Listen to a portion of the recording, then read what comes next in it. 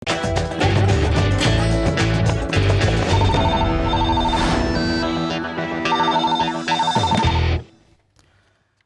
புது புது அர்த்தங்கள் நிகழ்ச்சிக்கு வரவேற்கிறோம்.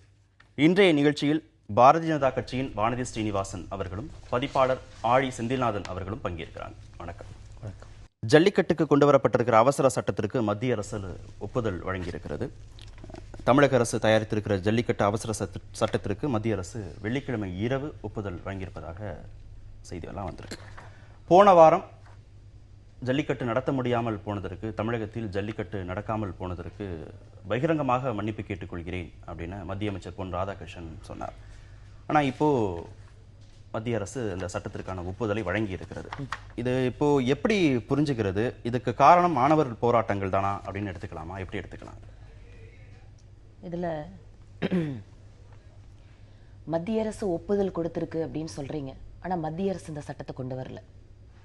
போன முறை பகிரங்கமா மன்னிப்பு கேட்டு மத்திய அமைச்சருங்க தமிழ்நாட்டு மக்களுக்கு சொன்னாரே, இப்ப எப்படி கொண்டு வர முடிஞ்சதுன்னு சொன்னா, திரும்ப மத்திய அரசு கொண்டு வரல. மாநில அரசாங்கத்தோட சட்டத்துக்கு மத்திய அரசு ஒப்புதல் கொடுத்திருக்கு. இன்னொரு விஷயம் கேட்குறீங்க, மாணவரோட போராட்டம். எஸ், தன்னெழுச்சியாக இன்று மாணவர்கள், இளைஞர்கள் அத்தனை பேரும் எந்த பக்கம் விடுறது, குழந்தைங்கள்ல இருந்து பெரியவங்க வரைக்கும் இந்த போராட்டம் அப்படிங்கிறது சட்டத்தினுடைய, நம்ம சொல்லுவோம் வழக்கமாக ஒரு சிக்கல்கள் வரும்போது அதற்கான தீர்வுகள் கிடைக்கிறதுக்கான வாய்ப்புகள் உருவாகும்னு. அந்த மாதிரி இதை எடுத்துக்க முடியும் நாம. ஏனென்றால் போன முறை மத்திய அரசாணை வெளியிட்ட போது கோர்ட்டு இதற்கான தடை உத்தரவு வழங்க போது பாஜகவினுடைய தேசிய தலைவரும் சரி, அதற்கு பின்னால் மத்திய அமைச்சர்களும் சரி இதை குறிப்பிட்டாங்க. இன்னைக்கு நாங்க கொண்டு வந்திருக்கிற அரசாணைக்கு உச்சநீதிமன்றம் தடை விதித்திருக்கிறது. ஆனால் தமிழக அரசு நினைத்தால் அவர்களுக்கென்று இருக்கின்ற உள்ளூர் ஒழுங்குபடுத்துதல், மத ரீதியான சம்பந்தப்பட்ட விஷயங்கள்ல அவர்களுக்கு இருக்கின்ற உரிமையை கருத்தில் கொண்டு புதிதாக ஒரு சட்டத்தை கொண்டு வரலாம் என்று அப்போதே நாங்கள் கூறினோம். ஆனா அது ஏன் நடைமுறைப்படுத்தலன்னு சொன்னா, எங்களுடைய அரசாணைக்கு மேலாக உச்சநீதிமன்றத்தில் வழக்கு நடந்து கொண்டிருக்கிறது. இதில் ஏதாவது ஒரு தீர்ப்பு வந்துவிடும் என்கின்ற காரணத்தால அடுத்த கட்டமாக நீங்க தான் பண்ணணும்னு பிரஷ் பண்ணல. நாங்களே அந்த முயற்சி எடுத்துட்டு இருக்கிறதால நாங்க அந்த வேலையை பண்ணிட்டு இருந்தோம். இன்று மத்திய அரசு திருப்பி நாங்களாகவே மத்திய அரசு சட்டம் கொண்டு வரல. மாநில அரசாங்கத்திலிருந்து ஒரு சட்ட முன்வடிவிற்கு, ஒரு திருத்தத்திற்கு குடியரசுத் தலைவர் ஒப்புதலோடு இப்போது மத்திய அரசாங்கம் அதற்கு அனுமதி வழங்கி இருக்கிறது. அதனால் இதை ரெண்டு விதமா பார்க்கலாம். ஏற்கனவே போயிட்டு இருக்கிற சட்ட நடைமுறைங்கிறது இன்னும் முடிவுக்கு வரல. அதை எடுத்தது மத்திய அரசு. அதுல எந்த விதமான முடிவும் எட்டப்படாத போது மாநில அரசு கொண்டு வந்திருக்கக்கூடிய அத்தனை முயற்சிகளுக்கும் மத்திய அரசு ஆதரவு கொடுக்குங்கிற நிலைப்பாட்டுல இன்னைக்கு அது ஆதரவு வந்திருக்கு. மாநில அரசு இந்த சட்டத்தை கொண்டு வரலான்னு டைரக்ஷன்ஸ் கொடுத்தது யாரு? மத்திய அரசு தானே. மத்திய அரசு தான். மத்திய அரசு இதை ஏற்கனவே நாங்க சொல்லி இருந்தோம், இது கொண்டு வர முடியும்னு சொல்லி இருந்தோம். அப்ப யாருமே அப்ப திருப்பியும் நம்முடைய மாநில முதலமைச்சர்கள் பிரதமரை பார்க்கும்போது கூட இந்த மாதிரி ஜல்லிக்கட்டு நடத்துவதற்கு மத்திய அரசாங்கம் உதவி செய்யணும், உங்ககிட்ட தான் அதிகாரம் இருக்கு, திருப்பி இப்படிதான் பேசணும். இன்று சாத்தியமாயிருக்கு. இது போன முறையே நாங்க இதை சொன்னோம். பட் நாங்க அதை இன்சிஸ்ட் பண்ணல. ஏன்னு கேட்டா, நாங்கள் எடுத்த முயற்சி முடிவுக்கு வரும் என்று நம்பினோம். தீர்ப்பு வராதனால திருப்பி இந்த வேற வழிமுறை நம்ம கூட நம்ம தமிழகத்திலிருந்து இப்போது நடைபெற்றிருக்கிற போராட்டம் அப்படிங்கிறது எல்லா தரப்புக்கும் ஒரு அழுத்தத்தை கொடுத்திருக்கு. நீங்க எப்படி பாக்குறீங்க? இந்த பிரச்சனையில இந்த அவசர சட்டம் என்பது அதிகபட்சம் ஒரு இடைக்கால நிவாரணம் போல இருக்கலாமே ஒழிய இது முழுமையாக ஒரு சட்டமாக மாறுமா என்பதை பற்றி நாம் யோசிக்க வேண்டியிருக்கு. நீங்கள் கேட்ட ஒரு கேள்வியிலேருந்து நான் சொல்கிறதுன்னு சொன்னால் உண்மைதான். இந்த மக்களுடைய போராட்டம், இந்த இளைஞர்கள் மாணவர்களுடைய போராட்டம் தான் இப்படி ஒரு நெருக்கடியை மத்திய மாநில அரசுகளுக்கு உருவாக்கி இருக்குன்னு நாம் சொல்ல முடியும். ஏன்னா இந்த பிரச்சனை புதுசு இல்லை, இது நீண்ட காலமாக இருக்கக்கூடிய பிரச்சனை. இந்த பிரச்சனையில் முடிந்த வரையில் அவரவருடைய பொறுப்பை தட்டி கழிப்பதாகத்தான் கடந்த காலத்தில் நாம் பெரும்பாலும் பார்க்க முடிந்திருக்கிறது. ஆனால் இப்போ இந்த போராட்டத்தின் உச்சத்தில் இத்தனை லட்சம் பேர் உறுதியாக நின்ற பிறகு ஒரு முடிவை எட்ட வேண்டிய நிர்பந்தம் மத்திய அரசுக்கும் மாநில அரசுக்கும் உருவாகுது. அப்போது இது இந்த வழக்கு நீதிமன்றத்தில் இருக்குது, இந்த பிரச்சனை சப்ஜுடிஸ், எங்களால் எதுவும் செய்ய முடியாதுன்னு பிரதமர் மோடி முதல் நாள் சொன்னார். அதன் பிறகு அவருடைய அறிவுரையின் பேரிலோ அல்லது சட்ட வல்லுநர் அறிவுரையின் பேரிலோ தமிழ்நாடு அரசு அதாவது இது தனியே அவங்களே ஒரு அவசர சட்டம் பிறப்பிக்கலாம் அப்படிங்கிற ஒரு முடிவுக்கு இந்த வேலை இப்போ செய்துட்ருக்கு. இதில் என்ன பிரச்சனை அப்படின்னா, இன்றைக்கி கூட பல வல்லுநர்கள் பல்வேறு பத்திரிகைகள் எழுதியிருக்கிறாங்க, நான் தொடர்ந்து அதை பார்த்துட்ருக்கிறேன். இந்த அவசர சட்டம் என்பது ஒரு கான்ஸ்டிடியூஷனல் அரசியல் சாசன ரீதியாக பார்க்கும்போது ஒரு நீதித்துறையினுடைய கூராய்வு ஜுடிஷியல் ஸ்க்ரூட்டினியை தாக்கு பிடிக்குமா என்று தெரியாது. ஏன்னா இதில் வந்து நிறைய பிரச்சனைகள் இருக்குது. சட்டத்தில் நான் சொல்ல வரல, சட்டம் வந்து எப்படி இருக்குன்னு நமக்கு இன்னும் தெரியாது. இந்த அவசர சட்டத்தினுடைய நகல் நமக்கு இன்னும் கிடைக்கல. அதனால் அதனுடைய கூறுகளை பற்றி வந்து இப்போது நம்ம பேசுறது நியாயம் கிடையாது. ஆனால் ஏற்கனவே இருக்கக்கூடிய ஒரு சட்டம் அதாவது கன்கரண்ட் லிஸ்ட்டில் பொதுப்பட்டியலில் இருக்கக்கூடிய ஒரு பிரச்சனை குறித்து இந்த பொதுப்பட்டியல் அப்படிங்கிறதே நம்ம என்ன பார்த்தீங்கன்னா அது இன்னொரு மத்திய பட்டியல் தான். அது ஒன்றும் உண்மையான பொதுப்பட்டியலாக இந்தியாவில் பெருசாக இருந்தது கிடையாது. பிரச்சனை இல்லாத இடங்களில் எல்லாம் அலோவ் பண்ணுவாங்க.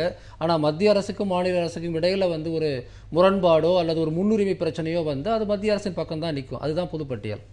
ஆக அந்த பொதுப்பட்டியலில் இருக்கக்கூடிய ஒரு விஷயத்தில் வந்து ஏற்கனவே ஒரு சட்டம் வந்து இருக்கும்போது, அந்த பிசிஏ சட்டம், விலங்குவதை தடை சட்டம் இருக்கும்போது இது தொடர்பாக இதுக்கு முன்னாடி 2009 தமிழக அரசு இங்கே சட்டமன்றத்தில் பிறப்பித்த அந்த சட்டத்தினுடைய கதி என்னாச்சு? அதன் பிறகு வந்து தமிழக அரசு முயற்சி செய்துள்ள தொடர்ச்சியான சட்ட ரீதியான செயல்பாடுகள் கூட அதை பேசணும். அதுல வேறுபாடு இருக்கு. நீங்க ஏற்கனவே தமிழக அரசு 2009 கொண்டு வந்த சட்டத்துக்கு வந்து குடியரசுத் தலைவர் ஒப்புதல்லாம் பெறப்படலை. ஆனா இங்க வந்து அந்த வழியெல்லாம் அவங்க பின்பற்றுறாங்க. இல்ல ஜுடிஷியல் ஸ்க்ரூட்டினிங்கிறது அது அல்ல. நீங்க வந்து ஒரு ப்ராசஸை சொல்றீங்க, அதாவது எந்த வழிமுறையில வந்து போறாங்க அப்படிங்கிறது.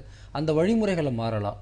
ஆனால் ஏற்கனவே இருக்கக்கூடிய ஒரு சட்டத்தில் ஒரு அமெண்ட்மெண்ட் பண்ணாம வேறு ஒரு சட்டத்தை கொண்டு வந்து 2 சட்டம் ஒண்ணுக்கு ஒன்று முரண்பாடாக இருக்கிறதுங்கிற பிரச்சனை வரும்போது இதை எப்படி பார்க்கணும்னா, ஒரு நீதித்துறை வந்து மக்கள் மத்தியில் இருக்கக்கூடிய தன்மைகளை புரிந்து கொண்டு சரி இப்போ நம்ம இதில் கைய வைக்க வேண்டாம், இது பாஸ் ஆகட்டும், இல்லை இது பெரிய ஸ்க்ரூட்டினி பண்ண வேண்டாம் முடிவெடுக்கிறது வேற. ஆனால் நீண்ட காலத்துக்கு இது ஒரு தீர்வாக இருக்குமா அப்படின்னா, நேற்று தமிழக அமைச்சர் மாஃபா பாண்டியராஜன் ஒரு தொலைக்காட்சி விவாதத்தில் இதை தற்காலிகமான தீர்வுன்னு தான் சொன்னார் அவரே. இது வந்து இந்த அவசர சட்டம் பிறப்பிக்கப்பட்டு விட்டால் எல்லாம் முடிஞ்சிடும் அவரே சொல்லலை. ஆக இன்றைக்கு போராடி கொண்டிருக்கக்கூடிய இளைஞர்கள் மிக தெளிவாக ஒரு கருத்தை முன்வைக்கிறாங்க. எங்களுக்கு தற்காலிகமான தீர்வு வேண்டாம், எங்களுக்கு நிரந்தர தீர்வு வேணும். வாடிவாசல் திறக்கும் வரை வீடு வாசல் போக மாட்டோம்ங்கிறது பொது முழக்கம். அதனால் எப்படியாவது நம்ம ஏதாவது செய்து வந்து நம்ம ஜல்லிக்கட்டு நடத்திட்டோம்னா இந்த உணர்வுகள்லாம் அடிஞ்சிரும், நம்ம வந்து பிரச்சனையை வந்து சுமூகமாக முடிச்சிடலாம் அப்படின்னு அரசாங்கம் நினைத்தால் ஒரு வேளை எல்லா போராட்டத்துக்கும் ஒரு முடிவு இருக்கிறது. எந்த போராட்டமும் வந்து எண்ட்லெஸ்ஸாக வந்து போக முடியாது, அதுக்கு ஒரு முடிவு இருக்கிறது. ஆனாலும் கூட இந்த பிரச்சனை முடிந்து விடுவதற்கான வாய்ப்புகள் வந்து இல்லை. அதனால் நான் என்ன நினைக்கிறேன்னா, இந்த அவசர சட்டத்தினுடைய விதிகள் வந்த பிறகுதான் முழுமையாக வாதிக்க முடியும். ஆனால் எது எப்படியாக இருந்தாலும் கூட இது எந்த சிக்கலையும் முழுமையாக தீர்த்து விட்டது என்று சொல்ல முடியாது. பிரச்சனை இன்னும் அப்படியே இருக்கிறது. லட்சக்கணக்கான மக்கள், மாணவர்கள், இளைஞர்கள் போராட்டம் நடத்திட்டு இருக்காங்க. மீண்டும் மீண்டும் அவங்க அந்த போராட்ட களத்தில் வைக்கக்கூடிய கோரிக்கை என்னன்னா, நிரந்தரமாக இந்த பிரச்சனைக்கு ஒரு தீர்வு கிடைக்கணும், தற்காலிக தீர்வு வேண்டாம் அப்படிங்கிறத அவங்க வலியுறுத்திட்டே இருக்கிறாங்க. பல்வேறு அமர்வுகளில் பேசக்கூடிய உங்க தரப்பு பிரமுகர்கள் கூட உச்சநீதிமன்ற தீர்ப்புக்கு எதிராக நம்ம கொண்டு வருகிற போது பிரச்சனை வந்துடும், நிரந்தரமாக ஜல்லிக்கட்டுக்கு தடை வந்துருங்கிற அடிப்படையில தான் மத்திய அரசை அவசர சட்டம் கொண்டு வரல அப்படின்னு சொன்னாங்க. இப்ப இந்த அவசர சட்டத்தை எப்படி பாக்குறது? தமிழக அரசு கொண்டு வந்திருக்கக்கூடிய அவசர சட்டத்தை எப்படி புரிஞ்சுக்கிறது? கொஞ்சம் லீகல் ஆங்கிளோட பார்த்தோம்னா நம்ம நல்லா இருக்கும். கோரிக்கை, முழக்கம் இதெல்லாம் சரிதான். எங்களுக்கு நிரந்தரமா தீர்வு வேணும், நிரந்தர தீர்வு நோக்கி தான் நம்ம நடை போடணும்னு நினைக்கிறோம். ஆனா ரொம்ப அழகா சகோதரர் சொன்னார், ஜுடிஷியல் ஸ்க்ரூட்டனி எல்லாத்தையும் தாண்டி வரணும்.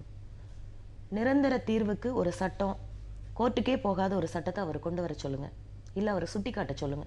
அது பாசிபிளான்னு கேட்கலாம். சொல்லுங்க. ஜுடிஷியல் ஸ்க்ரூட்டனிக்கு போகாம ஒரு சட்டம் இந்த நாட்டுல கோர்ட்டு கேள்வி கேட்கிற அதிகாரமே இல்ல, இந்த சட்டம் நிரந்தரம் அப்படின்னு சொல்ல முடியுமா? ஒரு சட்டத்தை சொல்லுங்க. நான் உடனே இதுக்கு பதில் சொல்றேன்.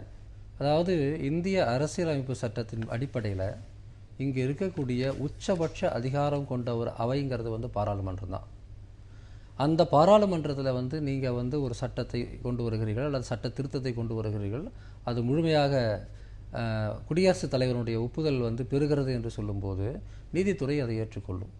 ஜுடிஷியல் ஸ்க்ரூட்டினி ஏன் இப்போ வந்து பிரச்சனையாக இருக்குன்னா, நீங்கள் மத்திய அரசு கொண்டு வந்த ஒரு சட்டத்தை திருத்தாமலே மாநில அரசு கொண்டு வரும்போது பிரச்சனை வருங்கிறதா நான் சொல்ல வரேன். ஆனால் மத்திய அரசும் குடியரசுத் தலைவரும் முடிவு எடுத்த பிறகு அதை மீறி உச்சநீதிமன்றம் என்னைக்கும் போறதில்லை. நம்முடைய அமைப்பு முறையே அப்படிதான். இதை நான் சொல்லிடுறேன், முடிக்கல அந்த கேள்வியை, இருக்கு. அது எப்போ வந்து ஜுடிஷியல் ஸ்க்ரூட்டினி மிக முக்கியமான பிரச்சனையா மாறுன்னா, அரசாங்கத்தின் சட்டம் வந்து கான்ஸ்டிடியூஷனுடைய அடிப்படைகளுக்கு முரணாக போகும் அப்படிங்கிற பிரச்சனை வரும்போது மட்டும்தான் பாராளுமன்றத்தில் நீங்க வந்து அதை சட்டத்தை பாஸ் பண்ணாலும் அது வந்து ஒரு முக்கியமான விஷயமா வரும். ஆனா இந்த சட்டத்தை பொறுத்த வரையில இது இந்திய அரசியல் சட்டத்தினுடைய எந்த அடிப்படையான கூறுகளையும் எதிர்க்கல. மாறாக இந்திய அரசியல் சட்டத்தில் அரசியல் சாசனத்தில் உறுதிப்படுத்தப்பட்டிருக்கக்கூடிய கலாச்சார உரிமைக்கு சாதகமாகத்தான் நாம வந்து பேசிட்டு இருக்கிறோம். எதனுடைய அந்த ஃபண்டமெண்டல் ஃபீச்சர்ஸ் இருக்கு இல்லையா, இந்திய அரசியல் சட்டம் அடிப்படையான கடமைகள் உரிமைகள் இருக்கு, அது எதுவுமே இது மீறல. அரசியலமைப்பு சட்டத்தையும் மீறல. அதே மாதிரி அதுல இருக்கக்கூடிய விஷயங்களை தான் வலியுறுத்துது. நீங்க ஏற்கனவே போட்டிருக்கிற சட்டத்துல இருக்கக்கூடிய பிரச்சனையை மத்திய அரசு, ஏன்னா இந்த பிரச்சனையோட தோற்றுவாய் மத்திய அரசாக இருக்கிறதுனால அதற்கான சரியான சட்ட ரீதியான தீர்வை வந்து அவர்கள் தான் அளிக்க முடியும். இது பாஜக மேல இருக்கிற விமர்சனம் கிடையாது, தயவு செய்து புரிந்து கொள்ளுங்கள். அரசியலமைப்பு சட்டத்தினுடைய அடிப்படை கூறுகளை ஒரு சட்டம் மீறி இருக்கிறதா இல்லையா என்று சொல்லக்கூடிய அதிகாரம் நீதிமன்றத்துக்கு மட்டும்தான் இருக்கு. அதனால இன்சுலேட் பண்ணி எல்லா விதத்திலையும் நீதிமன்ற கேள்வி கேட்காம ஒரு சட்டத்தை கொண்டு வருது, அதுல குடியரசுத் தலைவர் ஒப்புதல் கிடைச்சிருச்சுன்னா அதுக்கு வந்து தீர்வு, அதுக்கு மேல நீதிமன்றம் கேள்வி கேட்க முடியாது. ஐயா நான் முடிச்சறேன். இல்ல எங்கே சந்தேகம் வருதுன்னா, நீங்க இவ்வளவு நாள் வரைக்கும் அட்டர்னி ஜெனரல் அந்த மாதிரியான ஒரு டைரக்ஷன்ஸ் மாநில அரசுக்கு வழங்கல. தமிழக முதலமைச்சர் பிரதமரை சந்திச்ச பிறகு மாநில அரசுக்கு ஒரு 4-5 மணி நேரம் தான் இடைவெளி, அவர் அந்த டைரக்ஷன்ஸை வழங்குறாரு. தவறு இல்லைங்க. மாநில அரசாங்கத்துல பிரதமர் ஒத்துழைப்பு கொடுக்கிறாருன்னு சொன்னாரு, ஆலோசனை கொடுக்கிறார். முழுக்க முழுக்க பிரதமர் இதை சொல்லிதான் கொண்டு வந்து சீஃப் மினிஸ்டர் சொல்லல. அட்டர்னி ஜெனரல் சொன்னதை மட்டும் தான் நான் சொல்றேன். அட்டர்னி ஜெனரல் அந்த மாதிரி ஒரு அட்டர்னி ஜெனரல் இதுவரைக்கும் லீகல் ஒபினியன் கூட என்கிட்ட வாங்கல. இதுவரைக்கும் மாநில அரசு கொண்டு வர முடியும், அதுக்கான முகாந்திரம் இருக்குன்னு இதுக்கு முன்னாடி அவர் சொல்லவே இல்லை. வெளிப்படையாக தொலைக்காட்சியில் சொல்லவே இல்லைங்க. வெளிப்படையா முதல்ல இருங்க கார்த்திகேயன், நீங்க பதில் சொல்லலாம். நீங்க சொல்லலாம். முதல் சந்தேகம் அட்டர்னி ஜெனரல் சொல்றது மாநில அரசு கொண்டு வர முடியும்னு தமிழக முதலமைச்சர் பிரதமரை பார்த்த பிறகுதான் சொல்றாரு. போன வாரம் தீர்ப்பை சீக்கிரமா கொடுங்க அப்படின்னு மத்திய அரசு தரப்புல கேட்கும்போது இஷ்டத்துக்கெல்லாம் கொடுக்க முடியாதுன்னு சொன்ன உச்சநீதிமன்றம் இந்த முறை ஒரு வாரத்துக்கு நீங்க தீர்ப்பு வழங்கக்கூடாதுன்னு சொல்லுகிற போது அதை வந்து ஏத்துக்குது. 3 அமைச்சகங்கள், அதுல ஒரு அமைச்சர் வெளிநாட்டுல இருக்கிறாரு, குறைந்தபட்சம் ஒரு நாட்களுக்குள்ளாகவே அனைத்து ஃபைல்களும் மூவ் ஆகி இதெல்லாம் செய்ய முடியுது. அப்போ இதே விஷயங்களை நீங்க 2015 பண்ணிருக்க முடியாதுன்னு வேற யாருமே கேட்கல, தம்பிதுரை கேள்வி கேட்கிறாரு, பிஜேபி செய்ய முடியாது. நான் திரு தம்பிதுரையோட கேள்விக்கு நான் பின்னாடி வரேன். முன்னாடி ஒரு விஷயத்தை சொல்றேன். ஒட்டுமொத்தமாக ஒருமனதாக சட்டம் பாராளுமன்றத்தால் நிறைவேற்றப்பட்டால் கூட, குடியரசுத் தலைவர் ஒப்புதல் கொடுத்தால் கூட, அந்த சட்டம் அரசியலமைப்பு சட்டத்தின்படி இருக்கிறதா என்று உரசி பார்க்கக்கூடிய அதிகாரம் நீதிமன்றத்திற்கு இருக்கு. எந்த சட்டம் கொண்டு வந்தாலும் அந்த உரசி பார்க்கிற அதிகாரத்தை யாரால எடுக்க முடியாது. வேணா சொல்லலாம், நாங்க அடிப்படை கட்டமைப்பை நான் மீறல, பேசிக் ஸ்ட்ரக்சர் ஆஃப் த கான்ஸ்டிடியூஷனை இந்த சட்டம் கை வைக்கலன்னு நம்ம அறிவு கெட்டிப்படி நாம வேணா சொல்லிக்கலாம். ஐயா இருங்க, முதல்ல ஜுடிஷியல் ஸ்க்ரூட்டினி இல்லாம நீங்க இப்ப பண்ணிருக்கிற விஷயங்கள் எல்லாத்தையுமே ஏன் 2015 பண்ணிருக்க முடியாது? சொல்ல முடியாது. ஏன்னு கேட்டா, ஒரு அறிவிக்கை கொடுத்ததுக்கு பின்னால அதனோட வேலிடிட்டி பத்தி, அது சரியா தப்பாங்கிறத பத்தி உச்சநீதிமன்றத்துல வழக்கு நிலுவையில் இருக்கும்போது இப்ப கூட சொல்ற மத்திய அரசாங்கம் சட்டம் கொண்டு வரல. மாநில அரசாங்கத்துக்கு ஏன் இந்த அறிவுரை கொடுக்கலன்னு சொன்னா, ஏற்கனவே போன வருஷமே ஜனவரியில நாங்க சொல்லி இருக்கோம் மாநில அரசு நினைத்திருந்தால் இதை கொண்டு வரலான்னு. அப்ப சீஃப் மினிஸ்டர் வந்து கேட்கல. அப்ப சீஃப் மினிஸ்டர் வந்து நீங்க சொல்ற இதே விளக்கத்தை அனில் மாதவ் தவேட்ட மத்திய சுற்றுச்சூழல் துறை அமைச்சர்கிட்ட செய்தியாளர்கள் கேட்கிறாங்க. நீங்க தானே சொன்னீங்க மத்திய அரசு கொண்டு வந்த அந்த சட்டம் உச்சநீதிமன்ற தீர்ப்புக்கு எதிரானதுன்னு சொன்னீங்களே, இப்ப மாநில அரசு கொண்டு வருதுன்னு கேட்கிற போது, இல்ல இதுல மத்திய அரசும் ஒப்புதல் வழங்கி இருக்கிறது, ஜனாதிபதியும் இதுல ஒப்புதல் வழங்கி இருக்கிறதுனால அந்த பிரச்சனை இல்ல. இந்த நடைமுறையே முன்கூட்டியே செஞ்சிருக்க முடியாது செய்யறதுக்கு மாநில அரசாங்கம் ஏன் முன் வரல? போன வருஷம் ஜனவரியில ஸ்டே கொடுத்து உடனே சொன்ன மாநில அரசாங்கத்துக்கு அதிகாரம் இருக்குன்னு ஏன் சீஃப் மினிஸ்டர் வரல? ஏன் சீஃப் மினிஸ்டர் வந்து சட்ட வல்லுநர்களோட கலந்து ஆலோசிக்கல? இன்னைக்கு சீஃப் மினிஸ்டர் டெல்லியில உட்கார்ந்து எல்லா சட்ட வல்லுநர்களோட ஆலோசிக்கிறாரு. ரிட்டனா வந்து ஏஜி கிட்ட ஒப்பீனியன் வாங்கல, அட்டார்னி ஜெனரல் கிட்ட தமிழ்நாடு கவர்மெண்ட் ஒப்பீனியன் வாங்கல. இந்த கிரைசிஸ் இப்ப உருவாயிருக்கு. இதுல இருந்து என்ன வழிமுறைன்னு வரும்போது இந்த இடத்துல சட்டத்துல ஒரு வழிமுறை இருக்கு. இதை நீங்க ட்ரை பண்ணுங்க. ட்ரை பண்றதுக்கு முழு ஒத்துழைப்பையும் மத்திய அரசாங்கம் கொடுக்கறன்னு சொல்லுங்க. கிரைசிஸ் வந்த பிறகு மாநில அரசு வந்து பார்த்த பிறகு தான் இத வந்து டைரக்ஷன்ஸ் கொடுக்கணும். நாங்க எடுக்க வேண்டிய முயற்சியை நாங்க எடுத்துட்டோம். மத்திய அரசாங்க தரப்புல என்ன செய்ய வேண்டி இருக்கு? நாங்க எல்லாத்தையும் செஞ்சு முடிச்சாச்சு. இன்னைக்கு கொண்டு வர வேண்டியது, முயற்சி எடுக்க வேண்டியது மாநில அரசாங்கம். இன்னைக்கு அவங்க முயற்சி எடுத்திருக்காங்க. எல்லாம் 24 மணி நேரத்துக்குள்ள ஒத்துழைப்பு கொடுத்து அத்தனை அமைச்சகங்களும் ஒத்துழைப்பு கொடுக்குது. இது ஏன் முன்னால செய்யல? நான் திரு தம்பிதுரை அவரோட கேள்விக்கு வரேன். தம்பிதுரை அவர்கள் டெல்லியில சீஃப் மினிஸ்டர் வந்து அவர்களுக்கும் இப்ப இருக்கக்கூடிய சீஃப் மினிஸ்டருக்கு இருக்கக்கூடிய உறவு பத்தி மீடியாக்கள்ல தான் நாங்க படிச்சுக்கிறோம். பிரதமரை பார்க்க போறதுக்காக எம்பி டெலிகேஷன், தனியா அப்பாயின்மெண்ட், சீஃப் மினிஸ்டருக்கு மட்டும் அப்பாயின்மெண்ட் கிடைக்குது. இவரு வெளிப்படையாகவே பொதுச் செயலாளர், அந்த கட்சியினுடைய பொதுச் செயலாளர் சீஃப் மினிஸ்டர் ஆகணும்னு பேசிட்டு இருக்கிறவரு, சீஃப் மினிஸ்டர் இன்னைக்கு இருக்கிற பிரசன்ட் சீஃப் மினிஸ்டருக்கும் அவருக்கும் இருக்கக்கூடிய ரிலேஷன்ஷிப்புக்காக அவர் பாஜக அரசு நினைத்திருந்தால் செய்திருக்கலாம். இப்போ சொல்றேன், மாநில அரசாங்கம் எடுக்கக்கூடிய முயற்சிக்கு மத்திய அரசு துணை நிற்கிறதே தவிர மத்திய அரசு இங்க தனியா எந்த சட்டம் கொண்டு வரல. எங்க வார்த்தைகளை இன்னைக்கும் சொல்றோம், நீதிமன்றத்தில் வழக்கு இருக்கும்போது மத்திய அரசாங்கம் தனியாக இதுல சட்டம் கொண்டு வர முடியாது. அதுதான் இன்னைக்கு நடந்திருக்கு. தமிழக முதலமைச்சர் OPS அறிக்கையிலேயே மத்திய அரசு சட்டத்துக்கு எதிராக மாநில அரசு சட்டம் கொண்டு வர முடியாது அப்படிங்கிற அடிப்படையில தான் மாநில அரசு சட்டம் கொண்டு வரலன்னு அவர் சொல்லியிருந்தார். ஆனா இப்போ தமிழக அரசு முயற்சிகள் மேற்கொண்டதன் அடிப்படையில நாங்க தேவையான அனைத்து ஒத்துழைப்புகளையும் மத்திய அரசு வழங்கியிருக்கோம், மாநில அரசு தான் இதுக்கு முன்னாடி இந்த முயற்சிகளை எடுக்கல. இது எப்படி எடுத்துக்குது எனக்கு புரியல. நான் நீ மறுபடியும் சட்ட ரீதியாக ஒரு அமெண்ட்மெண்ட் செஞ்சா அது நீதித்துறை அதை தடுத்துரும், அதனால இந்த ஆட்டத்துக்கு நான் போகல, நீ ஒன்னா போய் முட்டி மோதிப்பாரு அப்படிங்கிற விஷயமா எனக்கு புரியல. அதாவது ஜுடிஷியல் இன்டர்பிரிட்டேஷன் அப்படிங்கிற ஒரு விஷயத்தை நாம் பார்க்கணும். அது சில சமயங்களில் காலத்துக்கு ஏற்ற மாதிரி மாறுபடும், சூழலுக்கு ஏற்ற மாதிரி சில மாற்றங்கள் இருக்கும். நான் சொன்னது போலவே இந்திய அரசியல் சாசனத்தினுடைய அடிப்படை விழுமியங்களை மீறாத வகையில் இந்த ஜுடிஷியல் இன்டர்பிரிட்டேஷன், ஒரு நீதித்துறை வியாக்கியானங்கள் அப்படிங்கிறது மாறிக்கிட்டே இருக்கும். இப்போ ஒரு விஷயத்தை ஒற்றுக்கொள்ள வேண்டும். அவங்க சொன்ன ஒரு விஷயம் ஒத்துக்கிறேன், தமிழக அரசு தொடர்ந்து தவறு செய்திருக்கிறது. அவர்களுக்கு உளப்பூர்வமாக இந்த பிரச்சனையை தீர்க்க வேண்டும் என்று செயல்படவில்லை.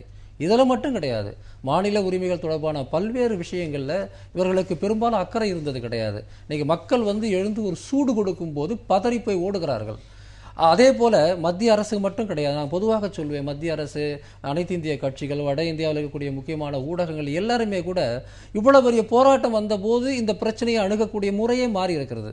நீங்க பாத்தீங்கன்னா 3 நாள் முன்னாடி வரையில காட்டுமிராண்டித்தனமான விளையாட்டுன்னு சொல்லிக்கிட்டு இருந்தவங்க எல்லாம் இன்னைக்கு இது கலாச்சாரத்தின் கூறு அப்படிங்கிறத புரிந்து கொள்கிறோம் என்று வெளிப்படையாவே சொல்றாங்க. நான் மீண்டும் மீண்டும் சொல்லக்கூடிய ஒரு கருத்து, இந்த ஒரு ப்ராசஸ் இங்கே இருக்கு. அந்த ப்ராசஸ்ல யாருக்கு என்ன பங்கு இருக்கு அப்படிங்கிறத பற்றி பேசுகிறோம். ஆனால் இந்த ப்ராசஸ் எல்லாம் ரொம்ப இறுக்கி போன ஒன்று கிடையாது. மத்திய அரசாங்கம் இதை சட்ட ரீதியாக அந்த PCA ஆக்டை நீக்குவதன் மூலமாகவோ அல்லது அதில் அமெண்ட்மெண்ட் கொண்டு வருவதன் மூலமாகவோ ஒரு நடவடிக்கை எடுக்கும் என்றால் அது ஸ்க்ரூட்டினி செய்யப்படும், அதில் பிரச்சனையே கிடையப்படலாம், அதில் எந்த சிக்கலும் கிடையாது. ஆனால் அதை செய்யணுங்கிறது தான் முக்கியம், எதிர்பார்ப்பு. அதாவது உங்களுடைய டொமைன், நீங்களும் ஏற்கனவே ஒரு சட்டம் போட்டு வச்சிருக்கிறீங்க, கன்கரண்ட் லிஸ்ட்ல இருக்கு, மாநில அரசை விட உங்களுக்கு தான் அதில் கூடுதலான நடைமுறை சார்ந்த உரிமையும் நடைமுறை சார்ந்த அதிகாரமும் இருக்கு. நீங்கள் ஒரு முயற்சி எடுக்க வேண்டும்ங்கிற எதிர்பார்ப்பு ஒரு சாதாரணமாக இங்க இருக்கக்கூடிய ஒரு தமிழ்நாட்டை சார்ந்த ஒருத்தனுக்கு இருக்கிறதுல எந்த தவறும் கிடையாது. ஆளியை செந்தில் சொல்றதுல என்ன அச்சம் வருது அப்படின்னா, எல்லாமே நல்ல விதமா நடந்து நீதிமன்றம் எந்த விதமான குறுக்கீடும் இந்த சட்டத்துல செய்யாத வரைக்கும் நாங்களும் உதவி செஞ்சோம் அப்படின்னு கிரெடிட் மத்திய அரசு எடுத்துக்கும். இல்ல ஏதாவது ஒரு பிரச்சனை அப்படின்னு வருகிற போது நாங்க தான் இதை அப்பவே சொன்னோமே, நாங்க கொண்டு வந்தா இதை தான் செய்யும்னு சொன்னோமே அப்படிங்கிற அந்த பழிய மாநில அரசு மேல போடுமோ அப்படிங்கிற ஒரு அச்சமும் இல்ல. நீங்க எல்லாத்தையுமே டோட்டலா நெகட்டிவா பார்க்கணும்னு நினைக்கிறீங்க. எல்லாத்துலயும் அரசியல் ஆதாயம் யாருக்கு கிடைக்குங்கிறத கவலைப்படுறீங்க. அது அவசியம் இல்லை. இப்போ அவரு சகோதரர் சொன்ன மாதிரி இந்த போராட்டங்கிறது நிறைய பேத்த முழிக்க வச்சிருக்கு. அது ஊடகங்கள்ல முதல் கொண்டு, தனிநபர் முக்கிய நபர்களுடைய கருத்துக்கள் முதல் கொண்டு நிறைய மாற்றங்களை இந்த போராட்டம் நம்மளுக்கு காட்டியிருக்கு. அதனால இதுவரைக்கும் அதை பார்த்த பார்வை அப்படிங்கிறது ஒரு மாற்றத்திற்கு உள்ளாயிருக்கிறது. அது தமிழக அரசு முக்கியமான ஒரு பங்கு வகிச்சிருக்கு. இன்னைக்கு இவ்வளவு பெரிய லட்சக்கணக்கான மக்கள் தெருவில் இறங்கி நின்றுட்டு இருக்காங்க. அப்படிங்கும்போது எங்க வழிமுறை, எந்த இடத்துல வெளிவரதுக்கான வாய்ப்பு அப்படின்னு தேடும்போது இன்னைக்கு ஒரு வழிமுறை கிடைச்சிருக்கு. ஆனா நீங்க முன்னாடியே சொன்ன மாதிரி அந்த பயம் அப்படிங்கிறது அது எல்லாரும் நம்ம தாண்டி வந்தாக வேண்டிய ஒரு அந்த அந்த அக்கேஷன் நம்ம தாண்டி தான் வந்தாகணும். ஒட்டுமொத்தமா இது தீர்வு முடிவு முடிஞ்சு போச்சு அப்படின்னு நினைச்சு நாம எதையும் சொல்ல முடியாது. ஏன்னு கேட்டா, இல்ல இன்னைக்கு மாநில அரசு அவசர சட்டம் கொண்டு வருவதற்கான முயற்சிகளை மேற்கொண்டிருக்கிறத ஏன் மத்திய அரசு கொண்டு வரல, அந்த பால ஏன் மாநில அரசிட்ட தள்ளி விட்டுருக்குங்கிறதா திருப்பியும் நீங்க ஒரே புள்ளியிலேயே நின்னுட்டு இருக்கீங்க கார்த்திகேயன். மத்திய அரசாங்கம் திருப்பியும் சொல்ற, தீர்ப்பு சாதகமா வந்தா பிரச்சனை இல்ல, பாதகமா வந்தா கை கழுவிட்டு போறதுக்கு மத்திய அரசு தயாரா இல்ல. அந்த நெருக்கடி இப்ப மாநில அரசுக்கு வராதா? கட்டாயம் வரும், ஃபேஸ் பண்ணணும். நம்ம எல்லாத்துக்கும் அந்த பொறுப்பு இருக்கு.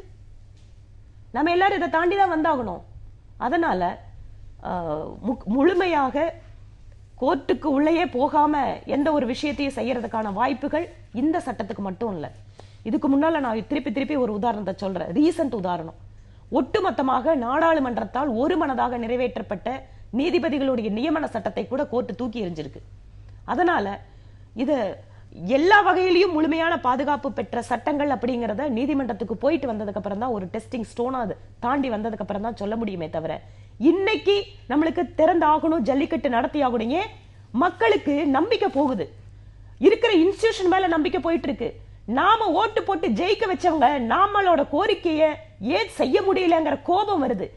ஜனநாயக ரீதியாக ஒரு ஆட்சி அதிகாரத்தை ஒரு கையில கொடுத்திருக்கக்கூடிய கட்சிக்கு ஏற்படக்கூடிய நிர்பந்தம் அப்படிங்கிறது அவங்க மக்களுக்கு பதில் சொல்ல வேண்டிய நிர்பந்தம். அதனால இந்த சிக்கல்களை தாண்டி வர வேண்டிய பீரியடை நம்ம தாண்டி தான் வந்தாகணும். ஆனா இந்த போராட்டம் என்பது ஒரு புதிய களத்தை நம்மளுக்கு அமைச்சு கொடுக்கறதுல மாற்று கருத்து கிடையாது. இந்த சிக்கலை மாநில அரசு எதிர்கொள்ளதான் வேண்டியதாக இருக்கும் அப்படின்னு அவங்களும் சொல்றாங்க. இல்ல நிச்சயமா நான் அந்த விஷயத்துல நான் உடன்படுறேன். நான் என்ன நினைக்கிறேன் அப்படின்னா, இது ஒரு விதமான ஒரு துன்பகரமான சூழல்லையும் ஒரு வாய்ப்பு. ஒரு மாநில அரசுக்கு ஒவ்வொரு பிரச்சனையிலும் என்ன அதிகாரம் இருக்குது அப்படிங்கிறது கிட்டத்தட்ட நாம் எல்லாமே மறந்து போய் ரொம்ப நாளாக இருக்கு. அதாவது ஒரு கன்கரண்ட் லிஸ்ட்டில் நாம் எப்படி அந்த பிரச்சனையை டீல் பண்ணுறது, அல்லது மாநிலங்களுக்கே இருக்கக்கூடிய பல உரிமைகள், அரசியல் சாசனத்தில் ஏற்கனவே கொடுக்கப்பட்டிருக்கிற பல உரிமைகளை கூட என்னை பொறுத்தவரை தமிழ்நாட்டில் ரெண்டு ஆளுங்கட்சிகளுமே பல சமயங்களில் போர்ட்படுத்துறது கிடையாது. அதை உதாசீனப்படுத்தி தான் வந்திருக்கிறாங்க. இப்போ ஒரு நிர்பந்தம் அவர்களுக்கு வந்திருக்கு, உனக்கு ஏற்கனவே இப்படி ஒரு ரூட் இருக்கும்போது நீ ஏன் அதை முயற்சி பண்ணலைன்னு. நான் இதை மத்திய அரசு நிச்சயமாக மத்திய அரசு தன்னுடைய பொறுப்பை தட்டி கழிக்கிறது என்கிற கருத்தோடு சேர்த்து தான் இதையும் நான் சொல்கிறேன். மாநில அரசு தனக்கான அதிகாரத்தை எடுத்துக்கொள்ள வேண்டும். உங்களுக்கு இப்படி ஒரு நிர்பந்தம் வரும்போது நிச்சயமாக நீங்கள் முயற்சி பண்ணணும். அப்படி முயற்சி செய்து அது தோல்வி அடைந்தாலும் கூட அது மாநில உரிமைகளுக்கான போராட்டத்துக்கு நிச்சயமாக கை கொடுக்கும் அப்படின்னு தான் பார்க்குறேன். இரண்டாவது நாம் இதில் பார்க்க வேண்டிய மிக முக்கியமான ஒரு விஷயம், இன்றைய இளைஞர்கள் வெற்று முழக்கங்களாக எதையும் வைக்கல. அதான் நான் மறுபடியும் சொன்னேன், ஜல்லிக்கட்டு நடக்கணும் அப்படிங்கிறது மட்டும் முழக்கமாக இல்லை. களத்தில் போய் பார்த்தீங்கன்னா முழு அரசியல் புரிதலோட சில முழக்கங்கள் வருது. எல்லாரும் கேட்குறாங்க, இது மாதிரி அவசர சட்டம் பிறப்பிக்கப்படும் அப்படின்னு வந்திருக்கு, நீங்கள் போராட்டத்தை கைவிடுவீங்களான்னு. எங்களுக்கு நிரந்தர தீர்வு வேணும், எங்களுக்கு இதனுடைய முழு ஸ்ட்ரக்சரும் தெரியும் அப்படிங்கிறத ஒரு சாதாரணமாக களத்தில் இருக்கக்கூடிய இதை சொன்னதுனால இந்த இடத்துல இன்னொரு கேள்வியும் கேட்க வேண்டியதாக இருக்கிறது. சோலி சொராப்ஜி சொல்லும்போது நீங்க சொன்ன அந்த உணர்வுகளுக்கு முக்கியத்துவம் கொடுக்கக்கூடாது, நாட்டுடைய அரசியல் சட்ட விதிகளுக்கு தான் முக்கியத்துவம் கொடுக்கணும், உணர்வுகளுக்கு முக்கியத்துவம் கொடுக்கிற போது அது சட்ட விதிகளுக்கான முக்கியத்துவம் குறைந்து போகிறது அப்படிங்கிற கருத்தையும் இல்லை. அது என்னன்னா ரொம்ப ரொம்ப எளிமையான ஒரு விஷயம்தான். ஒரு கோரிக்கை ஒரு அடிப்படையான உரிமைகளுக்கு எதிராக அல்லது அடிப்படையான சட்டத்துக்கு எதிராக போனாதான் தவறு. அந்த கோரிக்கை ஒரு பெரிய உணர்வாக வெடிக்கிறதுல எந்த தவறும் கிடையாது. உணர்வாக எப்போ வெடிக்குது? என்னுடைய நியாயமான ஒரு கோரிக்கை, என்னுடைய நியாயமான ஒரு வேண்டுகோள் மறுக்கப்படும் போது தான் உணர்வாக வெடிக்குது. அதை நீங்கள் உணர்வுக்கு மதிப்பு கூடாது சட்ட. இப்போ நான் என்ன சொல்கிறேன், அடிப்படையில் இருக்கக்கூடிய இந்த போராட்டத்தினுடைய அடிப்படையான கோரிக்கை இந்திய அரசியல் சாசனத்துக்கு விரோதமானது கிடையாது. இந்திய அரசியல் சாசனம் தரக்கூடிய கலாச்சார உரிமைகளுக்கு விரோதமானது கிடையாது. ஏற்கனவே அதாவது விலங்குகள் துன்புறுத்தப்படக்கூடாது என்பதில் யாருக்கும் எந்த மாறுபட்ட கருத்தும் கிடையாது. ஆனால் அந்த விலங்குகள் துன்புறுத்தப்படக்கூடாதுங்கிறத வச்சு ஜல்லிக்கட்டை இப்படி ஒரு சூழலை கொண்டு வந்ததும், அந்த காட்சிப்படுத்தப்படக்கூடிய விலங்குகள் பட்டியலில் காளையை சேர்த்ததும், இதெல்லாம் தான் பிரச்சனையாக சொல்ல வருதே ஒழிய இங்கே இருக்கிறவங்க யாரும் ஏன் மாடு நான் எப்படி வேணா அடிப்பேன், எப்படி வேணா குத்துவேன்னு சொல்லலை. அது இந்த பிசி அதாவது மத்திய விலங்கு நலத்துறையோ மற்ற துறைகளோ பாருங்க, ஏற்கனவே ஒரு பெரிய ப்ராசஸ் வச்சிருக்கிறாங்க. ஒரு ஜல்லிக்கட்டை நடத்தும் போது என்னென்ன படிநிலைகள் இருக்குதுங்கிற வச்சிருக்கிறாங்க. அதை இன்னும் மேல செழுமைப்படுத்தணுமா ஒத்துக்கொள்கிறார்கள். மக்களுடைய உணர்வுங்கிறது ஒரு நிமிஷம் மேடம், மக்களுடைய உணர்வை உணர்வு அப்படின்னு தனியாக ஒன்றும் கிடையாது. ஏதோ ஒரு அநீதி இழைக்கப்பட்டதனால் வந்த உணர்வு அது. ஏன் தமிழ்நாடு முழுக்க ஜல்லிக்கட்டு நடக்கிற இடம் நடக்காத இடம் எல்லாரும் சேர்ந்து வராங்க? சென்னைக்கும் ஜல்லிக்கட்டுக்கு என்ன சம்பந்தம்? ஏன் 7 லட்சம் பேர் 8 லட்சம் பேர் மெரினாவில் கூடுறாங்க? இந்த உணர்வை சட்டம் மதிக்காது என்று சொன்னால் அந்த வாதத்தை முழுமையாக நான் நிராகரிக்கிறேன். உணர்வுகளுக்கு முக்கியத்துவம் கொடுக்கக்கூடாது, அரசியல் சட்ட விதிகளுக்கு தான் முக்கியத்துவம் கொடுக்கணும் அப்படின்னு அவர் சொல்றாரு. அதுல அவர் மாறுபடுறாரு. இல்ல, திருப்பியும் இந்த பேலன்சிங் அப்படிங்கிறது இருக்கு எப்பவுமே. இந்த பேலன்ஸை நீதிமன்றங்களும் செஞ்சிருக்காங்க. எந்த இடத்துல தன்னோட அதிகாரத்தை கொஞ்சம் நீட்ட முடியுமோ நீட்டுவாங்க, எங்க தேவையிலையோ சுருக்கிக்குவாங்க. அதனாலதான் நம்ம செயல்பாடுகளை நிர்வாகம், நீதிமன்றம், நாடாளுமன்றம் இதனோட செயல்பாடுகளவே வாட்டர் டைட் கம்பார்ட்மெண்ட் தான் சொல்லுவோம். ஒன்று சில நேரத்தில் இன்னொன்னுக்குள்ள நுழையும், அதுக்கப்புறம் அது திரும்பி அதனோட ஒரிஜினல் இடத்துக்கு வரணும். இதுக்கு முன்னாலேயும் நிறைய உதாரணங்களை நம்ம சொல்ல முடியும். உணர்வுகளுக்கு மதிப்பளிச்சு அப்படின்னு சொல்லி ஒரு சட்டம் மாற்ற முடியுமா, பெண்ட் பண்ண முடியுமானா நிறைய சட்டங்கள் காலப்போக்கில் அரசியலமைப்பு சட்டத்தை நம்ம உருவாக்கி இருந்ததிலிருந்து இத்தனை நாள் நூற்றுக்கணக்கான சட்ட திருத்தங்கள் நம்ம கொண்டு வந்திருக்கோம். காலப்போக்கில் சட்டங்கள் மாறுது. நம்ம ஒரு 150 வருஷத்துக்கு முன்னாடி இந்த நாட்டில் பின்பற்றக்கூடிய சட்டங்கள் இன்னைக்கு இருக்கா அப்படின்னு கேட்டா அதுல நிறைய மாறுதலான இன்னைக்கும் நம்ம புதுசா நிறைய சட்டங்களை கொண்டு வந்துட்டு இருக்கோம். அதனால ஒரு ரிஜிடான ஒரு ஃப்ரேம் ஒர்க்குக்குள்ள இப்படிதான் இருந்தாகணும்னு நம்ம அரசியலமைப்பு சட்டம் சொல்லல. நம்ம அரசியலமைப்பு சட்டத்திலையும் நெகிழக்கூடிய தன்மைகள் உண்டு. ஆனா மரியாதைக்குரிய திரு சோலி சராப்ஜி சொன்ன விஷயங்கிறது அடிப்படை சட்ட கூறுகள். ஒரு சட்டத்துக்கு முன்னாடி அதனாலதான் நீதி தேவதைக்கு கண்ணு கட்டுறது. உணர்வுகளுக்கு இடம் இல்ல, என்ன சட்டம் இருக்கோ அதுதான் நீதிமன்றம் பார்க்கணும் அப்படிங்கிறது. அதனால அவர் சொன்ன பேசிக் கான்செப்ட் கரெக்ட். உணர்வுகளுக்கு இடம் தராத ஒரு நீதிமன்றத்துக்குள்ள சட்டம் சரியாக நீதி வழங்குறது. ஆனால் அதே சமயம் இந்த சட்டம் என்பதே மக்களுடைய உணர்வுகளுக்கு மதிப்பு கொடுக்க வேண்டியதுதான். அதனால அந்த வேலையைத்தான் நாடாளுமன்றம் செய்து கொண்டிருக்கிறது. மக்களுடைய உணர்வுகளுக்கு மதிப்பளிக்கணுங்கிற புள்ளியில நீங்க நிறுத்திருக்கீங்க. நம்ம அதுல இருந்து இன்னொரு விவாதத்தை நம்ம தொடரலாம். மக்களின் உணர்வு சார்ந்த போராட்டங்களுக்கு கொடுக்கப்பட வேண்டிய முக்கியத்துவம் குறித்து வானதி இடைவெளிக்கு முன்னாடி பேசினாங்க. இந்த தமிழர் உணர்வு, தமிழர் கலாச்சாரம் குறித்த இந்த சிந்தனை, அதற்காக தொடர்ந்து முன்னெடுக்கக்கூடிய இந்த போராட்டம், மாணவர்கள், இளைஞர்கள், பொதுமக்கள், பெண்கள் எல்லோருமா சேர்ந்து முன்னெடுக்கக்கூடிய இந்த போராட்டம் தொடர்ச்சியாக நீடிப்பதற்கான சாத்தியக்கூறுகள் இருக்கிறதா? அதற்கான களத்தை இந்த போராட்டங்கள் அமைத்து கொடுத்திருக்கிறது அப்படின்னு எடுத்துக்கலாமா? என்னை பொறுத்தவரையில் இந்த போராட்டம் ஒரு தமிழ்நாட்டில், தமிழக அரசியலில் ஒரு கேம் சேஞ்சர் தான். இதன் பிறகு இதே மாதிரி நடக்கணுங்கிற அவசியம் கிடையாது. ஆனால் இந்த போராட்டங்கள் வெவ்வேறு விதமான முறைகளில், வெவ்வேறு விதமான கோரிக்கைகளோட விதங்களில் நடக்கும் அப்படின்னு தான் நான் நினைக்கிறேன். முதல் விஷயம், இதுவுமே கூட திடீர்னு நடக்கலை. பல ஆண்டு காலமாக, கடந்த ஒரு 5-6 ஆண்டு காலமாக தமிழ்நாட்டில் பல்வேறு பிரச்சனைகளில் தமிழக அரசினுடைய மெத்தனத்தையும் மத்திய அரசு தங்களை புறக்கணிக்கிறது அல்லது தங்களுக்கு எதிராக நடந்து கொள்கிறதுங்கிற உணர்வு மிக பரவலாக இருந்தது. என்னை பொறுத்தவரையில் 2009 ஈழ இனப்படுகொலைக்கு பிறகு 2013 நடந்த மிகப்பெரிய மாணவர் போராட்டம் இருக்கு இல்லைங்களா, அது இதனுடைய ஒரு முன்னோடின்னு சொல்லலாம். அதுவும் இதை போல தன்னெழுச்சியாக வந்த மத்திய மாநில அரசுகளுக்கு எதிரான உணர்வை சொல்லக்கூடிய ஒரு போராட்டம் தான். அதன் பிறகு மூவர் தூக்குக்கு எதிரான போராட்டம், கூடங்குளம் பிரச்சனை, மீத்தேன் பிரச்சனை, காவிரி பிரச்சனை, இப்படி பல்வேறு பிரச்சனைகளில் உள்ளுக்குள்ளாக கூடிக்கொண்டிருந்த ஒரு அழுத்தம் வெடித்து சிதறிய ஒரு தருணமாக தான் இந்த தருணத்தை நாம் பார்க்க முடியும். நான் இந்த போராட்ட காலத்தில் நான் நேற்று முழுக்க கிட்டத்தட்ட ஒரு பாதி நாளுக்கு மேலே நான் மெரினா கடற்கரையில் நான் இருந்தேன். அங்கே இருந்த உணர்வுகளின் அடிப்படையில் சொல்லப்போனால் இந்த போராட்டத்தினுடைய வழிமுறைகள் மாறுமே ஒழிய இந்த போராட்டம் தொடர்ச்சியாக நடக்கும். அதாவது உலக அளவில் பல்வேறு போராட்டங்களை பற்றி நாம் படிக்கிறோம். வால் ஸ்ட்ரீட் சமீப காலத்து போராட்டங்கள் நான் சொல்ல வரேன். வால் ஸ்ட்ரீட்டில் we are the 99% அப்படின்னு நடத்தின போராட்டம், அரபு நாடுகளில் நடந்த அரபு புரட்சின்னு சொல்லக்கூடிய அந்த மாணவர்கள் போராட்டம், ஹாங்காங்கில் நடந்த போராட்டம், துருக்கியில் தஹ்ரீர் ஸ்கொயரில் நடந்த போராட்டம், இதெல்லாம் நம்ம படிக்கிறோம். ஆனால் நான் உண்மையிலே நேற்று அது அத்தனையும் நான் கண்கூடாக பார்க்க முடிஞ்சதுங்கிறது தான் உண்மை. அதெல்லாம் தொடர்ந்து ஃபாலோ பண்ணுறன்ற அடிப்படையில் இந்த போராட்டத்தினுடைய வழிமுறை, தன்மை, அதை எல்லாவற்றையும் விட இது எந்த கட்சியாலும் வழிநடத்தப்படாத போராட்டங்கிறது மட்டும் முக்கியம் இல்லை. ஒரு சுயமான கட்டுப்பாட்டோட, ஒரு செல்ஃப் ஆர்கனைஸ்டாக, அறிவு சார்ந்த நிலையிலிருந்து அந்த உணர்ச்சிங்கிறது பேச்சில் இருக்கலாம், முழக்கங்களில் ரொம்ப எமோஷனலாக இருக்கலாம். ஆனால் அவங்களுடைய அணுகுமுறை, அவங்க பேசக்கூடிய விஷயங்கள் எல்லாருமே ஒரு இன்ஃபார்ம்டு டெசிஷனால் இருக்குது. அந்த காரணத்தினாலேயே இந்த போராட்டம்ங்கிறது வடிவங்கள் மாறலாமே ஒழிய நிச்சயமாக இந்த போராட்டம் நீர்த்து போகவோ அல்லது அது அதனுடைய இலக்கை அடையாமல் போவதற்கோ வாய்ப்பில்லைன்னு தான் நான் நினைக்கிறேன். நீங்க சொல்றதுலேருந்து அரசியல் கட்சிகளுடைய தலையீடு இல்லாதனாலேயே இந்த போராட்டம் இந்த அளவுக்கு வெற்றி பெற முடிஞ்சதுன்னு நீங்க சொல்றதா புரிஞ்சுக்கலாம். நிச்சயமா என்னன்னா அது நான் அரசியல் கட்சி மேல இருக்கிற வெறுப்பு மட்டும் காரணம் கிடையாது. இவர்களுடைய ஒரு செல்ஃப் அசர்ஷன், ஒரு சுய உறுதிப்பாடு, இந்த பிரச்சனையை நானே டீல் பண்ண முடியுன்ற ஒரு நம்பிக்கை அவங்களுக்கு வந்திருக்கிறதும் பார்க்குறேன். இப்போ நிறைய பேர் அப்படி தான் நினைக்கிறாங்க, அரசியல் கட்சி இல்லாமல், அரசியல் இயக்கங்கள் இல்லாமல், இதற்கு பின்புலம் எதுவும் இல்லாமல் இது எப்படி நடக்கும், இல்லை எப்படி இது வெற்றி பெறும் அப்படின்னு அர்த்தம் அது கிடையாது. இதே போராட்ட வீரர்கள் நாளைக்கு பல்வேறு அமைப்புகளோட, பல்வேறு அரசியல் கட்சியோட பேசுவாங்க. அது மட்டும் இல்லை, இந்த போராட்டத்தை உருவாக்குறதுக்கு காரணமாக பின்னாடி இருந்தவங்க பார்த்தீங்கன்னா கூட அரசியல் அமைப்புகளாக தான் இருப்பாங்க. போராட்டத்தின் தன்மை வேறு. நான் திரும்பி அதில் வானதி, அரசியல் கட்சிகளுடைய தலையீடு இல்லாமையே இந்த போராட்டம் வெற்றி பெற்றிருக்கிறது அப்படிங்கிறதையும், மத்திய மாநில அரசுகளுக்கு எதிரான உணர்வுகள், தொடர்ச்சியாக கட்டமைக்கப்பட்ட உணர்வுகள் தான் இப்ப வெடிப்பாக மாறி இருக்கிறது அப்படிங்கிறதையும் எப்படி பார்க்கிறது? அதுல அவரோட கருத்து சொல்றாரு, புறக்கணிக்கப்படுகிறது, மாநில அரசாங்கத்தோட மெத்தன போக்கு, எல்லாமே அங்கங்க காரணங்களா இருந்திருக்கலாம். ஆனா தொடர்ச்சியா தேர்தல்கள் நடந்துட்டே தான் இருக்கு. அவர்களுடைய கருத்தை வெளிக்காட்டுவதற்கான வாய்ப்பை ஜனநாயகம் தொடர்ச்சியா அவங்களுக்கு கொடுத்துட்டே தான் இருக்கு. ஆனால் இன்று எழுந்திருக்கக்கூடிய இது ஒரு மிகப்பெரிய ஒரு தமிழ்நாடு அரசியல் களத்திலேயே எந்த ஒரு பின்புலமும் இல்லாத, ஒரு தனிநபர் அல்லது தனிநபர் வழிகாட்டுதல் இல்லாத, பின்பற்றாத, இந்த மாதிரி பல்வேறு டெஃபினேஷனுக்குள்ள அடங்காத இந்த ஒரு புத்தெழுச்சியான ஒரு விஷயம் அப்படிங்கிறது இதை சொல்லலாம்.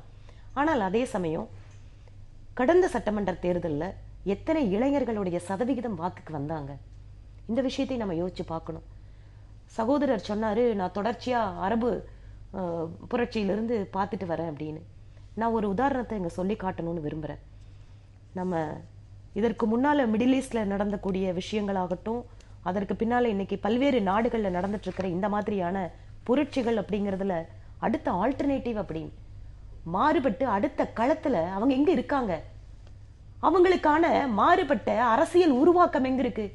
இன்னைக்கு அந்த மாதிரி புரட்சி வந்திருக்கக்கூடிய நாடுகள் எல்லாம் அடுத்த கட்டமாக அவர்கள் மக்களை சந்தித்து ஒரு அரசாங்கத்தை அமைக்க முடியாம ஒட்டுமொத்தமா அந்த மக்கள் எல்லாம் சிதைஞ்சு போய் நின்னுட்டு இருக்காங்க. அதனால தயவு செஞ்சு வார்த்தை பிரயோகத்துக்காக அதையும் இதையும் ஈக்குவேட் பண்ணி நம்ம பேச முடியாது, பேசக்கூடாது. ஏன் சரியா முடிச்சதுக்கு அப்புறம் உங்களோட கருத்துக்களை சொல்லுங்க.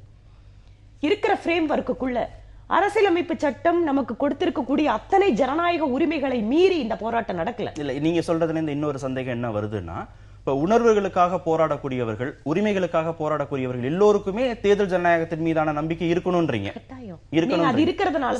தேர்தல் ஜனநாயகத்தின் மீது நம்பிக்கை இல்லாதவர்கள் இப்ப இந்த போராட்டங்களுக்கு வரக்கூடாது அப்படின்னு ஏதாவது நிச்சயமா அப்படி சொல்லல, நிச்சயமா அப்படி சொல்லல. இன்று போராடி கொண்டிருக்கக்கூடிய லட்சக்கணக்கான இளைஞர்களிடம் நான் கோரிக்கை வைக்கிறேன், டாஸ்மாக்கு எதிராக இதே போராட்டம் நம்ம நிகழ்த்தி ஆகணும்.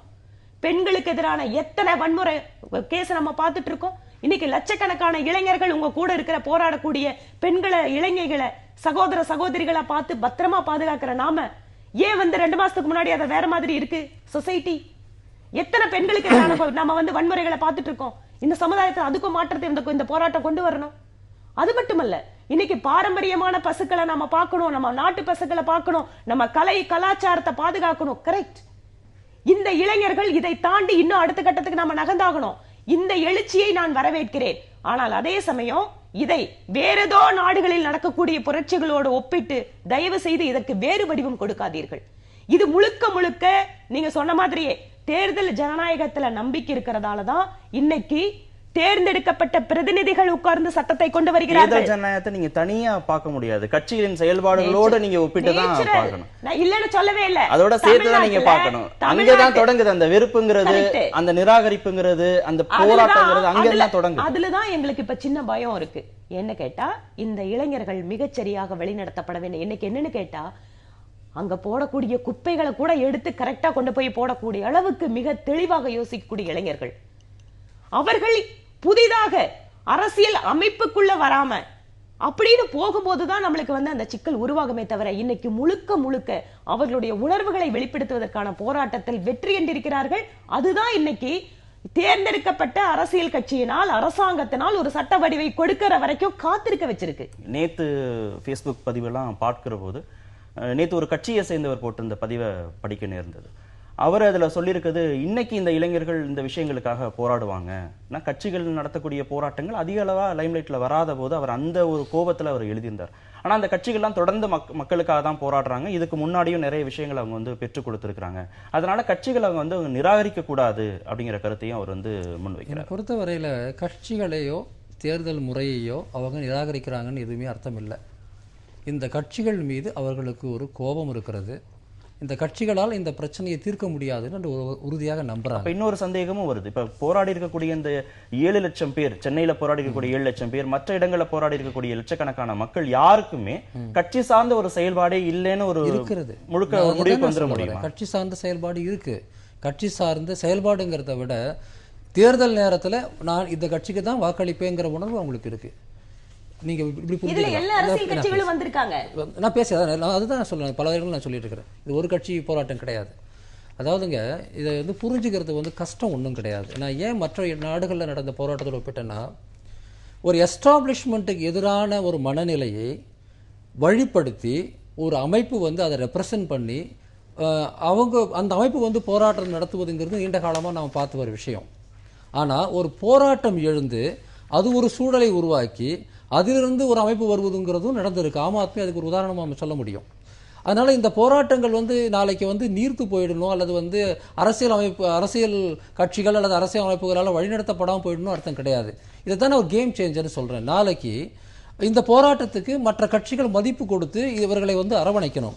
ஏன் இங்கே என்ன பிரச்சனை தெரியுங்களா? நம்ம முகநூலில் உட்காந்து போஸ்ட் போடுறவங்களும் சரி, அரசியல்வாதிகளும் சரி, அந்த களத்தில் இருக்கக்கூடிய அந்த 20 வயது 22 வயசு 18 வயசு பசங்களுடைய மனநிலையை வந்து உள்ள உட்காந்து பக்கத்தில் உட்காந்து அவங்க பார்க்க மறுக்கிறாங்க.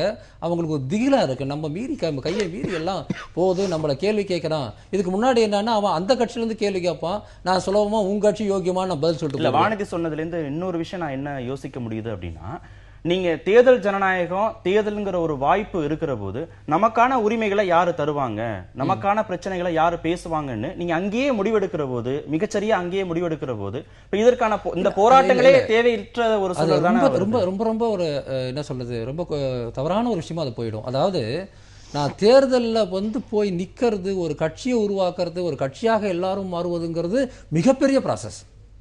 நான் சொல்றேன், இந்த போராட்டம் வெறும் ஜல்லிக்கட்டுக்கான போராட்டம் மட்டும் கிடையாது, இது உணர்ச்சியின் வெடிப்பு. அந்த அளவுக்கு மட்டுமே அதை வைப்போம். அதன் முன்னாடியும் பின்னாடி நம்ம நிறைய வேலைகள் செய்ய வேண்டியிருக்கு. இந்த போராட்ட காலத்தில் இருக்கக்கூடியவங்க நாளைக்கு தேர்தலுக்கு போகலாம். நான் இல்லை, சிலர் வந்து தொடர்ச்சியாக தேர்தல் எனக்கு வேண்டாம்னு சொல்லலாம். அல்லது இது வந்து இங்கே இருக்கக்கூடிய பிரதான கட்சிகளை வந்து யோசிக்க வைக்கலாம். போன மாணவர் போராட்டம் 2013 மாணவர் போராட்டம் நடந்த உடனே என்ன நடந்தது? திமுக வந்து காங்கிரஸோட கூட்டணியை விட்டு வெளியே வருது. ஏன்னா காங்கிரஸ் மேலே இருக்கிற இந்த கோபம் வந்து நம்ம மேலே பாதிக்கக்கூடாது, அப்புறம் சேர்ந்துக்கிறாங்க, அது வேற விஷயம். இது என்னன்னா, இந்த போராட்டத்துக்குன்னு ஒரு எல்லையும் இந்த போராட்டத்துக்கு ஒரு நோக்கமும் இருக்கு. அந்த நோக்கம் உடனடியாக இவங்க எல்லாம் ஒரு அரசியல் கட்சியாக வந்துடணும்னு கிடையாது. ரெண்டாவது, தேர்தல் நேரத்தில் நாம் மிகப்பெரிய ஒரு சிஸ்டத்தில் ஒரு துளியூண்டு இருக்கக்கூடிய உணர்வுல இருக்கிறோம். இந்த மாதிரியான வெடிப்பில் நாம் ஹீரோவாக இருக்கோம், ஹீரோயினாக இருக்கும். இதுதான் அடிப்படை வித்தியாசம். தேர்தலில் வந்து நான் போய் நிற்க முடியாது, ஆனால் எனக்கான கட்சி இல்லைங்கிறதுனால கோபம் வருது. ஆனால் இங்கே அப்படி கிடையாது. நான் வந்து ஒரு போராட்டத்தை எடுக்கிறேன், நான் எல்லாரும் ஒன்றா சேர்றோம், ஒரு பலம் கிடைக்குது, நாடே திரும்பி பார்க்குது அப்படிங்கிற விஷயம்தான். இந்த எழுச்சிகள்ங்கிறது ஒரு சிம்டம். தயவுசெய்து நம்ம அதை புரிஞ்சுக்கணும். இது வந்து இந்த சமூகம் எதை நோக்கி போகுது, இந்த இளைஞர்கள் எதை நோக்கி போகிறாங்க, அவங்க மனசில் என்ன கோபம் இருக்குது நான் பார்க்குறேங்க. அவ்வளவு கெட்ட வார்த்தைகளை வந்து வச்சு வந்து போஸ்டர்ஸும் வந்து பேச்சும் ஓப்பனாக வந்து இருக்குது. இது எங்கிருந்து வந்தது? ஒரு நெறிப்படுத்தப்பட்ட அரசியல் கட்சி நடத்தியிருந்தால் இப்படி ஒரு போஸ்டர் நீங்கள் பார்க்க முடியாது. இது உணர்வோட வெடிப்பு. ஒரு சுவரொட்டி போல இன்னொரு சுவரொட்டியை பார்க்க முடியல, ஒரு தட்டியை போல இன்னொரு தட்டி பார்க்க முடியல. ஒரு பக்கம் நான் வேற ஒரு இடத்துல கூட பதிவு செய்தேன், ஒரு பக்கம் வந்து அப்துல் கலாம் போஸ்டர் எடுத்துக்கிட்டு ஒரு குரூப் வருது, இன்னொரு பக்கம் பிரபாகரன் போஸ்டர் எடுத்துகிட்டு ஒரு குரூப் வருது. ஒரு பக்கம் இந்திய தேசிய கொடியை கையில் ஏந்திக்கிட்டு ஒரு சிறுமி வந்து நிற்கிறா, இன்னொரு பக்கம் எனக்கு தனிநாடு வேணும்னு கேட்குறாங்க. இதுதான் இந்த குரூப்புடைய தன்மை. இது வந்து எல்லா கட்சிக்காரங்களும் எல்லா சித்தாந்தத்தை சேர்ந்த, அதனால் இன்ஃப்ளூயன்ஸ் ஆனவங்களும் இங்கே வந்து ஒரே குரலில் ஜல்லிக்கட்டு மூலமாக தங்களுடைய என்ன கேட்குறாங்க தெரியுங்களா? எனக்கு இழைக்கப்பட்ட அநீதிக்கு எதிராக, என்னுடைய மாநிலத்துக்கு இழைக்கப்பட்ட அநீதிக்கு எதிராக எனக்கு ஒரு தீர்வு வேணும் அப்படிங்கிற உணர்வுல வருது. இதை உடனடியாக வந்து அரசியல் கட்சிகளும் சரி, அரசியல் இயக்கங்களும் அரசியல் விமர்சகர்களும் அல்லது வந்து எதற்கெடுத்தாலும் வந்து ஒரு அபிப்பிராயத்தை வைத்துக் கொண்டிருப்பவர்களும் வந்து இதை டிஸ்கிரெடிட் பண்றது அப்படிங்கிறது வந்து என்னை பொறுத்தவரையில் ரொம்ப அபத்தமான விஷயமா எனக்கு தோணும். இது என்ன மாதிரியான தாக்கத்தை எதிர்கால அரசியலை ஏற்படுத்தும் நீங்க நினைக்கிறீங்க? கட்சிகளே வேண்டாம், லட்சக்கணக்கான மக்கள் ஒரு இடத்துல சமூக வலைத்தளம் மூலமா கூட முடியும், மத்திய அரசுக்கும் மாநில அரசுக்கும் தேவையான அழுத்தங்களை கொடுக்க முடியும், உரிமைகளை பெற்றுக்கொள்ள முடியும் தனக்கு சாதகமா அப்படின்னா, இங்க கட்சிகளுடைய செயல்பாடுகள் அனைத்துமே விமர்சனத்திற்கு உள்ளாகிறது போது, கட்சிகளே வேண்டாம்னு சொல்கிற போது என்ன தாக்கத்தை இது எதிர்கால அரசியல் ஏற்படுத்தும் நீங்க நினைக்கிறீங்க? அதாவது அரசியல் கட்சிகளே வேண்டாம், எங்களுக்கு அரசியல்வாதிகளே வேண்டாம் அப்படின்னு கூட சில கோஷம் எல்லாம் வருது. அதை நான் ரொம்ப தீவிரமா அவங்க முழுமையா அதை புரிஞ்சுதான் சொல்றாங்களா அப்படிங்கிறது தெரியாது. ஏனென்றால் இன்னைக்கு இருக்கக்கூடிய உணர்ச்சி கொந்தளிப்பு அப்படிங்கிறது ஒரு மைய புள்ளி. எங்களுக்கு ஜல்லிக்கட்டு வேணும், எந்த தடையும் எங்களுக்கு அதுக்கு இருக்கக்கூடாது அப்படிங்கிற இந்த மையப்புள்ளி அத்தனை அரசியல் கட்சிகளையும் ஒன்று இணைஞ்சு ஒரு கருத்துல கூட நிறைய பேர் மாறுபடுறாங்க. இது ஜல்லிக்கட்டுக்கான போராட்டம் மட்டுமே இல்ல. நான் திருப்பியும் சொல்றேன், இன்னைக்கு இருக்கிற உணர்ச்சியோட மையப்புள்ளி அது. அதற்கான பல்வேறு காரணங்கள், ஒருங்கிணைத்த விஷயங்கள்ல ஒவ்வொருத்தருக்கும் ஒரு பார்வை இருக்கலாம். இது ஏன் இப்படி நடந்திருக்கு? ஒட்டுமொத்தமாக தமிழகத்தில் இருக்கக்கூடிய ஆதிக்கம் செலுத்தக்கூடிய அரசியல் கட்சிகள் மேல அவங்களுக்கு நம்பிக்கை இல்லையா? இல்ல எதை எதிர்பார்த்து அமைக்கப்பட்ட ஒரு அரசாங்கத்து மேல நம்பிக்கை போயிடுச்சா? பல்வேறு கேள்விகளை இந்த போராட்டம் எழுப்புகிறது. இதற்கான பதில நாம சொல்லக்கூடிய இது அடுத்த கட்டமாக எந்த நகர்வு அப்படிங்கிறத இனிமேல் வரக்கூடிய காலத்துல தான் நம்ம சொல்ல முடியும். ஆனால் இன்னைக்கு அதை பொறுத்த வரைக்கும் அரசியல் கட்சிகள் இல்லாமல், தேர்தல் ஜனநாயகத்துல பங்கு பெறாமல் நமக்கான உரிமைகளை நாம இந்த ஒரு போராட்டம் வாயிலாகவே நம்ம நடத்திட்டு போலாம் அப்படிங்கிறது தொடர்ச்சியா சாத்தியம் இல்லாதது. ஏன்னா நான் அது முடிச்சிருங்க ஐயா, ஏன்னா எந்த ஒரு செயல்பாடும் தேர்தல் ஜனநாயகத்தின் மீது நம்பிக்கை இல்ல, அதுல யாருமே அதை கொண்டு வரலைங்கிற போதுதானே இது அப்போ வருகிறது. என்ன ஆகும்னு கேட்டீங்கன்னா, இது தொடர்ச்சியா அடுத்த காலத்துல இது எப்படி தன்னோட கோரிக்கைகளை நிறைவேற்றுறதுக்கான வாய்ப்புகளை உருவாக்கும். இன்னைக்கு அந்த மாணவர் அமைப்புகளோட ஒரு பேச்சுவார்த்தை நடத்தணும். நான் உதாரணத்துக்கு சொல்றேன். இது ஒட்டுமொத்தமா ஒரு தலைமையின் கீழே இல்ல, ஒரு அமைப்பின் கீழ் இல்லாத இந்த மிகப்பெரிய ஒரு போராட்டத்துல தீர்வை நோக்கி நகரும் போது இன்னைக்கு ஒற்றை தீர்வு அப்படிங்கறதால இன்னைக்கு அரசாங்கத்துக்கு இது சாத்தியமா இருக்கு. ஆனா இது அடுத்த கட்ட நகர்வுகள்ல எப்படி போகும்? வெறும் ஒரே ஒரு ஒற்றை பிரச்சனையோட சேரக்கூடிய அடுத்த கல போராட்டங்கள்ல இது நம்ம தேவைப்படக்கூடிய ரிசல்ட் உடனே கொண்டு வருமா அப்படிங்கறதெல்லாம் இனிமேல் வரக்கூடிய காலம் தான் முடிவு பண்ணும். வானதி பேசும்போது சொன்னாங்க, ஒற்றை பிரச்சனை அப்படிங்கிறதுல இது இதை நோக்கி தான் இந்த தீர்வு நகரணும் அப்படிங்கிற போது இது ரொம்ப எளிமையா இருந்தது. அதே சமயங்களில் மாறுபட்ட கருத்துக்கள் குரல்கள் வருகிற போது யாரோட பேச்சுவார்த்தை நடத்தணுங்கிற சந்தேகங்கள்லாம் வரும். அங்க ஒரு டிஃபரன்ஸ் ஆஃப் ஒப்பீனியன்ஸ் இருக்கிற போது அதை முன்னெடுத்து சொல்வதற்கான ஒரு சூழல்ங்கிறது நெருக்கடியான ஒரு சூழல் தான் இருக்கும். அப்ப அரசியல் கட்சிகளுடைய தலையீடு தேவைப்படும், இந்த பங்களிப்பு தேவைப்படும் புரிஞ்சுக்கலாமா? இல்ல, நிச்சயமா ஒரு அமைப்பு தேவைப்படுங்கிற ஒரு விஷயத்தை நம்ம புரிஞ்சுக்கலாம். அது ஏற்கனவே இருக்கிற அரசியல் அமைப்பா இல்லை இவர்கள் ஒரு அமைப்பாக மாறி அதை எதிர்கொள்வாங்க அப்படின்னு பார்க்கலாம். என்னை பொறுத்த வரையில் எல்லா போராட்டங்களும் அந்த போராட்டத்தின் முடிவில் ஒரு 4-5 அமைப்புகளாகவோ அல்லது 1-2 அரசியல் கட்சிகளாகவோ மாறுவதை பார்த்துருக்குறோம். ஈழ ஆதரவு செயல்பாடு தான் இங்கே நாம் தமிழர் கட்சிங்கிற ஒரு கட்சியை உருவாக்குச்சு. கூடங்குளம் போராட்டம் தான் இங்கே பச்சை தமிழகங்கிற ஒரு கட்சியை உருவாக்கியிருக்கு. இது உலகம் முழுக்க நடக்கக்கூடிய ஒரு விஷயம்தான். அது என்னை பொறுத்தவரையில் இந்த போராட்டத்துக்கு முன்பு இதை விதைத்தது அமைப்புகள் தான். இந்த போராட்டத்துக்குள்ளவும் அங்கங்க மேக்னெட் போல இருந்துகிட்டு பல விஷயங்களை செயல்படுத்தி கொண்டிருப்பதும் அமைப்புகள் தான். அப்படி ஒரு கட்டாயம் இருக்கா? ஒவ்வொரு ஒற்றை பிரச்சனைக்கும் பின்னாடியும் ஒரு அமைப்பு உருவாகணும்னு ஏதாவது கட்டாயம் இருக்கா? இல்ல ஒரே ஒரு பிரச்சனைக்காக எல்லாரும் ஒண்ணு சேர்ந்து அந்த கோரிக்கையை கொடுத்து ஜெயிச்ச பிறகு விலகி வேற வேற வேலை அவங்களுடைய இயக்கங்களுக்கு போயிட முடியுமா? உண்மைதான். எல்லாத்துக்கும் தனித்தனி அமைப்பு அப்படிங்கிறது தேவையில்லாத ஒரு விஷயம் தான். பல சமயங்கள்ல இது எந்த பிரச்சனையும் தீர்க்க உதவாது அப்படிங்கறது நான் உறுதியா நம்புறேன். ஆனால் இதையுமே கூட நான் சிம்டமாக தான் பார்க்குறேன். என்னென்னா அது எப்படி உருவாக்குறது? இப்போது கடந்த வெள்ள நிவாரணத்தின் போது மாணவர்கள் இளைஞர்கள் பெரிய அளவுக்கு போய் பங்கு பெற்றாங்க. அதன் பிறகு எலெக்ஷன் கிட்ட வரும்போது அவங்க என்ன செஞ்சாங்க? எங்களுக்கு ஒரு தலைவன் வேணும்னு தேடினாங்க. எல்லாருமா சேர்ந்து சகாயத்தை திரு சகாயம் ஐஏஎஸ் அவர்களை நீங்கள் தலைமை பொறுப்பு எடுத்துங்க, நாங்கள் வரோம்னு சொல்கிறாங்க. அவர் அந்த பொறுப்பை எடுத்துக்க வராத போது என்ன ஆகுதுன்னா அது சிதறி போகுது. அதாவது என்னன்னா மக்களுக்கு ஒரு ஆல்டர்னேட்டிவ் பார்ட்டி வேணும், ஆல்டர்னேட்டிவ் அமைப்பு வேணுங்கிற கோபம் தேவையும் இருக்கு. ஆனா இது ஒரு எவால்வ் ஆயிட்டு இருக்குன்னு நான் நினைக்கிறேன். தலைமை குறித்த கேள்வியும் வருது. எந்த தலைமை வேணாலும் இருக்கட்டும், இவங்க எல்லாரும் ஒண்ணு சேர முடியும், அடுத்து கொடுக்க முடியும், அவங்களுக்கு தேவையான உரிமைகளை பெற்ற முடியும். தலைமை இதை நோக்கி மட்டுமே தான் நகர முடியுங்கும் போது ஏன் தலைமையை பத்தியும் திருப்பி அவங்க யோசிப்பாங்க? இல்ல, நான் என்ன சொல்ல வரேன்னா அவர்களுக்கு ஒரு கிரைசிஸ் இருக்கு, அதுக்கான எல்லா தீர்வுகளும் அவர்கிட்ட இல்லை. ஆனா அவங்க வேறு ஒரு விஷயத்தை விரும்புறாங்க, அந்த வேறு ஒரு விஷயத்தை யாரும் கொண்டு கொடுக்கல. நான் நினைக்கிறேன் இந்த போராட்டங்கள் தொடர்ச்சியாக எல்லாத்தையும் பார்த்து வரக்கூடிய அடிப்படையில் இதுவுமே கூட இந்த போராட்டங்களை எப்படி இன்னும் அமைப்பு ரீதியாக நடத்துறது, எப்படி ரெப்ரசன்டேஷன் பண்றது, அரசியல் கட்சிகளை வெறுமனே புறக்கணிக்காம அரசியல் கட்சிகளோடவும் ஒரு டீல் அப்படிங்கிற டீல் நான் சொல்றது சரியான நல்ல அர்த்தத்தில் சொல்ல வரேன்.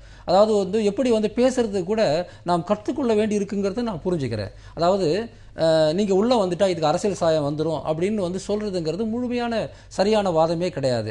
அதுக்காக வரக்கூடிய எல்லாரையும் ஏற்றுக்கிட்டா அந்த ஒற்றுமை குலைந்து போய்விடுங்கிற அவங்க பயத்தையும் நம்ம மறுதளிக்க முடியல. இது இருதலைக்குள் எறும்பு போல தான் இருக்கு. இப்போ ஸ்டாலின் வராரு, அதை மறுக்கிறாங்க. எதுக்கு மறுக்கிறாங்கன்னா இதுக்கு ஒரு அரசியல் சாயம் கிடைச்சிடும், இது அப்போ இங்கே இருக்கக்கூடிய திமுகவுக்கு மாற்றாக இருக்கக்கூடியவங்க இது எதிர்ப்பாங்கன்ற பயம் அவங்களுக்கு இருக்கு. ஆனால் நீங்கள் எல்லா காலகட்டத்திலையும் ஒரு கட்சி மேலே 1000 விமர்சனம் இருந்தாலும் கூட எதிர்கட்சியாக இருக்கக்கூடிய ஒரு கட்சியை நீங்கள் நிச்சயமாக நாடித்தான் ஆகணும். ஏன்னா அவங்க தான் இந்த பிரச்சனையை அடுத்த கட்டத்துக்கு கொண்டு போக முடியும். சில சமயங்கிறது அரசாங்கத்தை கூடவே நம்ம இணங்கி செயல்படணும், அப்போ தான் இந்த பிரச்சனையை தீர்க்க முடியும். ஆனால் இந்த போராட்டத்தில் இருக்கக்கூடிய நான் தான் சொல்ல, இந்த போராட்டங்கிறது திடீரென்று வெடித்த ஒரு விஷயமாக மாறும்போது என்ன ஆகுதுன்னா அதை சிந்திக்கக்கூடிய ஒரு தன்மை தனிப்பட்ட நபர்களுக்கு இருக்கலாம். ஆனா எல்லாருக்கும் அச்சம் இருக்கும், இது வேற விதமா போயிடுமோ, இல்ல இப்படி ஆயிடுமோ, அப்படி ஆயிடுமோ, இப்படிதான் இருக்கிற போது அந்த அச்சம் வருமா? ஆமா, இப்ப நான் என்ன சொன்னா அடுத்தடுத்த போராட்டங்கள் நடக்கும் போது இதை அவர்கள் உணர்வார்கள். நிச்சயம் நீங்க அந்த சந்தேகத்தையும் சொல்லியிருந்தீங்க. உணர்வார்கள் பிரச்சனை அப்படிங்கிற போது இது சாத்தியம்னு. இப்படி ஒவ்வொரு ஒற்றை பிரச்சனைக்கும் இந்த மக்கள் திரள் ஒன்று சேர்ந்து இதை சாதிக்க முடியாதா, இந்த உரிமைகளை அவங்க பெற்றுட முடியாதா அப்படிங்கிற ஒரு கேள்வி வரத்தான ஒரு சரியான முன்னுதாரணமான இருக்கு. இது ஒரு மிகச்சரியான உணர்வெழுச்சி போராட்டத்துல நம்மளுக்கு இன்னைக்கு சட்டம் வரப்போகுது. அநேகமா இன்னைக்குள்ள அந்த சட்டத்துக்கு வரைவு வந்துரும், நாளைக்கே வாடிவாசல் திறக்கலாம். இன்றைய பிரச்சனை நமக்கு நம்மளுடைய ஒற்றுமை, இந்த மாதிரி தன்னெழுச்சி போராட்டத்தினுடைய வெற்றி அப்படின்னு எடுத்துட்டா கூட அடுத்தபடியாக பல்வேறு பிரச்சனைகள், கூடங்குளம் பிரச்சனையை பொறுத்த வரைக்கும் ஒவ்வொரு அரசியல் கட்சிக்கும் ஒரு பார்வை இருக்கிறது. அந்த கூடங்குளம் போராட்டத்தினுடைய அமைப்பின் பின்னணியாக உருவாக்கப்பட்ட அரசியல் கட்சிக்கு தேர்தல் எத்தனை வாக்கு கிடைச்சது? இளைஞர்கள் எல்லாம் ஒன்று கூடுனாங்க டிசம்பர் வெள்ளத்தினப்போ. அதுக்கப்புறம் திரு சகாயம் அவர்களை கேட்டாங்க, அவர் மாட்டேன்னு சொன்னோன்னு விலகி போயிட்டாங்கன்னா அது தவறு. லட்சக்கணக்கான இளைஞர்களுடைய உழைப்பை நாம ஒற்றை தலைவர் அவர் குறிப்பிட்ட ஒரு நபருடைய முடிவினால் அது செதறி போகுதுன்னு சொன்னா அது அந்த அத்தனை பேர் செஞ்ச உழைப்போ அவர்கள் செய்த பங்களிப்போ அது வேற மாதிரி கொச்சப்படுத்துற மாதிரி அர்த்தம். அது அப்படி இல்ல. இங்க நம்மளுடைய இயங்குதலுக்குள்ள அரசாங்கத்தினுடைய இயங்குதல் அல்லது குடிமக்களுக்கும் அரசாங்கத்துக்குமான உறவுல இன்றைக்கு இந்த போராட்டத்துக்கு அரசியல் சாயம் வேண்டான அரசியல்வாதிகளை ஒதுக்கி வச்சிருக்கலாம். ஆனா அரசியல் இல்லாமல் அல்லது அரசியல் அமைப்புகளுக்குள்ள வராம எந்த ஒரு பெரிய பிரச்சனையும் என்னோட உணர்வுகளுக்கு மாற்றம் கொடுங்கன்னு சொல்லிட்டு இங்க கொண்டு வர முடியல. இங்கதான் வேறுவாதியும் பார்வை வைக்கிறாங்க. யாருமே அரசியல் இயக்கங்களுக்கு அப்பாற்பட்டவர்களும் இல்ல. எல்லாரும் வெவ்வேறு கட்சிகளை சேர்ந்தவங்க, பல்வேறு அமைப்புகள்ல இருக்கிறாங்க. ஒற்றை பிரச்சனைக்கு வருகிறாங்க, எல்லாரும் குரல் கொடுக்கறாங்க. என்ன குரல் கொடுக்கறாங்களோ அதை சாதிச்சுட்டு அவங்க இயக்கங்கள்ல தான் அவங்க தொடர்ச்சியாக இருக்க போறாங்க. நீங்க சொல்ற மாதிரி தேர்தல் ஜனநாயகம் வருகிற போது கூட அவங்க சார்ந்த கட்சிகளுக்கு அவங்க வாக்களிக்கலாம். இங்க எந்த கட்சி ஆட்சிக்கு வருதுங்கிற பிரச்சனை அவங்களுக்கு கிடையாது. யாரு தலைமை ஏற்க போகிறார்கள்ங்கிறது கிடையாது. ஆழி சொன்ன மாதிரி இது ஒரு அமைப்பாக கண்டிப்பாக மாறணுமா அப்படிங்கிற நிர்பந்தமும் கிடையாது. அப்படிங்கும்போது இது ஒரு சாதகமான ஒரு ஆரோக்கியமான போக்கு. இப்படி பயணிக்க முடியுமா? இது ஒவ்வொரு பிரச்சனைக்கும் ஒரு மிகப்பெரிய இந்த மாதிரியான ஒரு போராட்டம் அதை நிறைவேற்றிட்டு அதுக்கப்புறம் பின்னால போகுமானா, அந்த மாதிரி தமிழகத்தை ஒன்றிணைக்கக்கூடிய ஒற்றை புள்ளி பிரச்சனைகள்ல கேள்விகள் இருக்கு நமக்கு. இந்த மாதிரி நீங்க ஜல்லிக்கட்டு விஷயத்திலேயே இந்த அளவுக்கு தன்னெழுச்சி போராட்டத்தை நாம நினைக்கிறோமே, இங்க இருக்கக்கூடிய எந்த அரசியல் கட்சி ஜல்லிக்கட்டை எதிர்த்தது? நினைச்சு பாருங்க. காவல்துறையும் இளைஞர்களும் கைகோர்த்து கொண்டு நிற்கிறார்கள் களத்தில். 100 பேர் இளைஞர்கள் சேர்ந்தா காவல்துறையை பார்த்தாலே டென்ஷன் ஆகும். இல்ல காவல்துறைக்கு ஒருத்தர் ஏதாவது கல் எடுத்து வீசினா உடனே கோபம் வரும். ஆனா இந்த ரெண்டும் இந்த இடத்துல மறைஞ்சு போய் நிக்குது. காரணம் என்ன? ஒட்டுமொத்தமாக நுனியிலிருந்து நம்ம சொல்றோமே அடியிலிருந்து மேல வரைக்கும் ஒட்டுமொத்தமாக உணர்வுகள் தமிழகத்தில் அத்தனை பேத்தையும் ஒன்றிணைத்திருக்கிறது. அத்தனை அரசியல் கட்சிகளும் ஜல்லிக்கட்டுக்காக குரல் கொடுத்திருக்கிறார்கள். அத்தனை பேர் அவர்களுடைய பங்கை செலுத்த வேண்டும் பார்த்திருக்காங்க. அதனால இன்றைக்கு இந்த போராட்டம் வெற்றி பெறுகிறது. ஆனால் வரக்கூடிய காலத்தில் ஒவ்வொரு விஷயத்துக்கும் இந்த மாதிரி ஒரு போராட்டம் நடைபெற வேண்டிய அவசியம் இருக்கிறதா? அதே மாதிரி இந்த போராட்டங்களுக்கு ஆதரவு எந்த அளவுக்கு இருக்கும்? இந்த மாதிரியான கேள்விகளையும் இந்த போராட்டம் முன்வைக்கும். இரண்டாவது, அமைப்புகளுக்குள்ள இவங்க வருவாங்களா? அதாவது ஒரு விஷயம் அதுல நான் என்ன ஆரோக்கியமா பாக்குறேன்னா, தன்னை தாண்டி ஒரு பொது பிரச்சனைக்கு தன்னால் தெருவில் இறங்க முடியும் அப்படிங்கிற ஒரு உணர்வை இந்த போராட்டம் எல்லாத்துக்கும் உருவாக்கி இருக்கு. எனக்கு என்ன, ஓட்டு போட கூட வராத, வாக்குச்சாவடிக்கு வராத நபர்கள் எல்லாம் இன்னைக்கு மெரினா பீச்சில் இந்த இளைஞர்கள் உட்கார்ந்து இருக்கும் போது அதை பார்ப்பதற்கு நம்மளுக்கு ஒரு சந்தோஷமா இருக்கு. அப்படி ஒரு முடிவுக்கு வந்துட முடியாதுல்ல, இவங்க எல்லாருமே ஓட்டு போடலன்னு ஒரு முடிவுக்கு வந்துட முடியாது. அதுதான் நான் சொல்றேன். நீங்கள் உங்களை தாண்டி அடுத்த விட தேடுவீங்கல்ல. இந்த போராட்டம் எனக்கு ஒரு தீர்வை கொண்டு வந்திருக்கிறது. அதற்கு பின்னால் என்னோட ரோல் சமுதாயத்தில் என்னங்கிற ஒரு சிந்தனை இந்த போராட்டம் உங்களுக்குள்ள தூண்டாதா? இதை வெறுமனே ஒரு பிரச்சனைக்காக ஒண்ணு கூடணும் வந்தோம் அப்படிங்கிற அளவில் இது போகாது. அதை தாண்டி யோசிக்கக்கூடிய ஒரு வாய்ப்பை இந்த போராட்டம் நம்ம இளைஞர்களுக்கு சொல்லி தேர்தல் ஜனநாயகம் நீங்க திரும்ப திரும்ப சொல்றதுனால நோட்டாவுக்கு போட்டாலும் தேர்தல் ஜனநாயகம் தாராளமா அதையாவது செய்யணும்ங்கறீங்க. நீங்க தாராளமாக நீங்க உங்களுக்குன்னு கிடைச்சிருக்கக்கூடிய வாய்ப்புகளை தயவு செய்து பயன்படுத்துங்கள். நாம உங்களுடைய அரசியல் எப்படி இருக்க வேண்டும், நீங்கள் எதிர்பார்க்கின்ற அரசாங்கம் உங்களுடைய உணர்வுகளை பிரதிபலிக்க வேண்டும் என்றால் நீங்கள் முதலில் உங்களுக்கு கிடைக்கக்கூடிய வாய்ப்பை பயன்படுத்துங்கள்னு சொல்ல வரேன். நீங்க நோட்டாவை கூட போடுங்க. ஆனா ஏதோ ஒரு விதத்தில் உங்களுடைய வாய்ப்புகளை சரியாக பயன்படுத்துவதற்கு நமக்கு சட்டம் வழங்கி இருக்கின்ற உரிமையை தயவு செய்து மறுதளிக்காதீர்கள். லட்சக்கணக்கான பேர் போராடுறாங்க. அவங்களோட சேர்ந்த குரல் தான் அரசுடைய குரல், அவங்களோடைய சேர்ந்த குரல் தான் எதிர்கட்சிகளுடைய குரல். அதனால இது எல்லாமே ஒண்ணு சேர்ந்து இந்த வெற்றியை பெற்றுக்கொள்ள முடிந்திருக்கிறது. ஆனா ஒருவேளை இந்த கட்சிகளுக்கு மாறுபட்ட கருத்துக்கள் இருக்கிற போதோ இல்ல அரசுக்கு மாறுபட்ட கருத்துக்கள் இருக்கிற போதோ இத்தனை லட்சம் பேர் ஒண்ணு சேர்ந்து போராடி வெற்றிகளை பெற முடியுமா அப்படிங்கிற கேள்வி. அதாவது இதுல இது இப்படி பார்க்கணும் நாம. அதாவது உண்மையிலே அடிப்படையான கோரிக்கைகள்ல பெரிய வித்தியாசம் இல்லை. அரசாங்கம் நிக்குது, எதிர்கட்சியும் நிக்குது, மக்களும் நிக்கிறாங்க. ஆனா இல்ல நாளைக்கே மதுவிலக்குக்காக வர்றாங்க, இல்ல சொல்ல வரேன், நாளைக்கே காவிரி பிரச்சனைக்காக வர்றாங்க, நாளைக்கே புதிய கல்விக் கொள்கைன்னு ஏதோ ஒரு விஷயத்துக்காக வருகிறாங்க. அப்படிங்கிற போது அங்க கட்சிகளுக்கு இடையே மாறுபாடு இல்லாம அரசுக்கு இடையே மாறுபாடுகள் இல்லாத போது இதை அவங்களால பெற்றுக்கொள்ள முடியுமா? இத்தனை லட்சம் பேர் ஒண்ணு சேர்ந்தாலும் பெற்றுக்கொள்ள முடியுமா? எனக்கு என்ன தோணுது அப்படின்னா, நம்ம மறுபடியும் சில பழைய டெம்ப்ளேட்ஸை புதிய சூழலை பொருத்தி பார்த்து நம்ம பேசுகிறோமோன்னு எனக்கு தோணுது. நான் ஒரு குறைந்தபட்சம் ஒரு 5-6 ஆண்டு கால தமிழ்நாட்டினுடைய இந்த மாதிரியான தன்னெழுச்சிகள் அல்லது வந்து மக்களுடைய போராட்டங்கள், மதுவிலக்கு எல்லாமே எடுத்து பார்க்கும்போது நாம் ஒரு டிரான்சிஷன் பீரியடில் இருக்கிறோம். அரசியல் கட்சிகளை பொறுத்தவரையில் அவங்க வந்து இந்த போராட்டங்களோட முரண்பட முடியாதுன்னா எல்லா நியாயமான கோரிக்கைகள் முரண்பட்டு போக முடியாது. ஆனால் அதற்கு அதுக்கு தலைமை தாங்கக்கூடிய தகுதியையும் அல்லது வந்து ஒரு திறனையும் அவர்கள் இழந்திருக்கிறாங்க. மக்கள் போராடுறாங்க அப்படின்னு சொல்லும்போது வந்து இப்போது மதுவிலக்கில் வந்து திமுகவும் அதிமுக 2 ஆட்சியிலையும் தீவிரமாக மதுவை விற்றவர்கள். மக்கள் போராடின பிறகு வந்து மதுவிலக்கை வந்து அவங்க வந்து கொள்கையை அறிவிக்கிறாங்க. நாங்கள் வந்தால் முதல் கையெழுத்து வந்து மதுவிலக்குக்கு தான் சொல்கிறாங்க. இந்த முரண்பாடு இந்த சொசைட்டியில் தொடர்ந்து இருந்துட்டு இருக்குது. ஆக இங்கே இதனால தான் இந்த கட்சிகளை வந்து அவங்க நம்ப மாட்டேங்கிறாங்க. அதனால் நம்ம இப்படி பார்ப்போம், வேறு மாதிரி கொஞ்சம் பார்ப்போம். இந்த போராட்டங்கள், இந்த தன்னெழுச்சியான போராட்டங்கள், இளைஞர்கள் உறவுகள் எல்லாமே அரசியல் தன்மை உடையது தான். அதுக்கு அரசியல் ரீதியான கட்சி அல்லது அமைப்பு உருவாக்கம் வேணும்னு அவங்க நம்புகிறாங்க, விரும்புகிறாங்க. ஆனால் அது அவ்வளோ சுலபம் இல்லை என்பது தான். அவங்க மேடம் சொன்னது போல் பச்சை தமிழகத்தால் 4000 ஓட்டு தான் வாங்க முடிஞ்சது அந்த தொகுதியில்.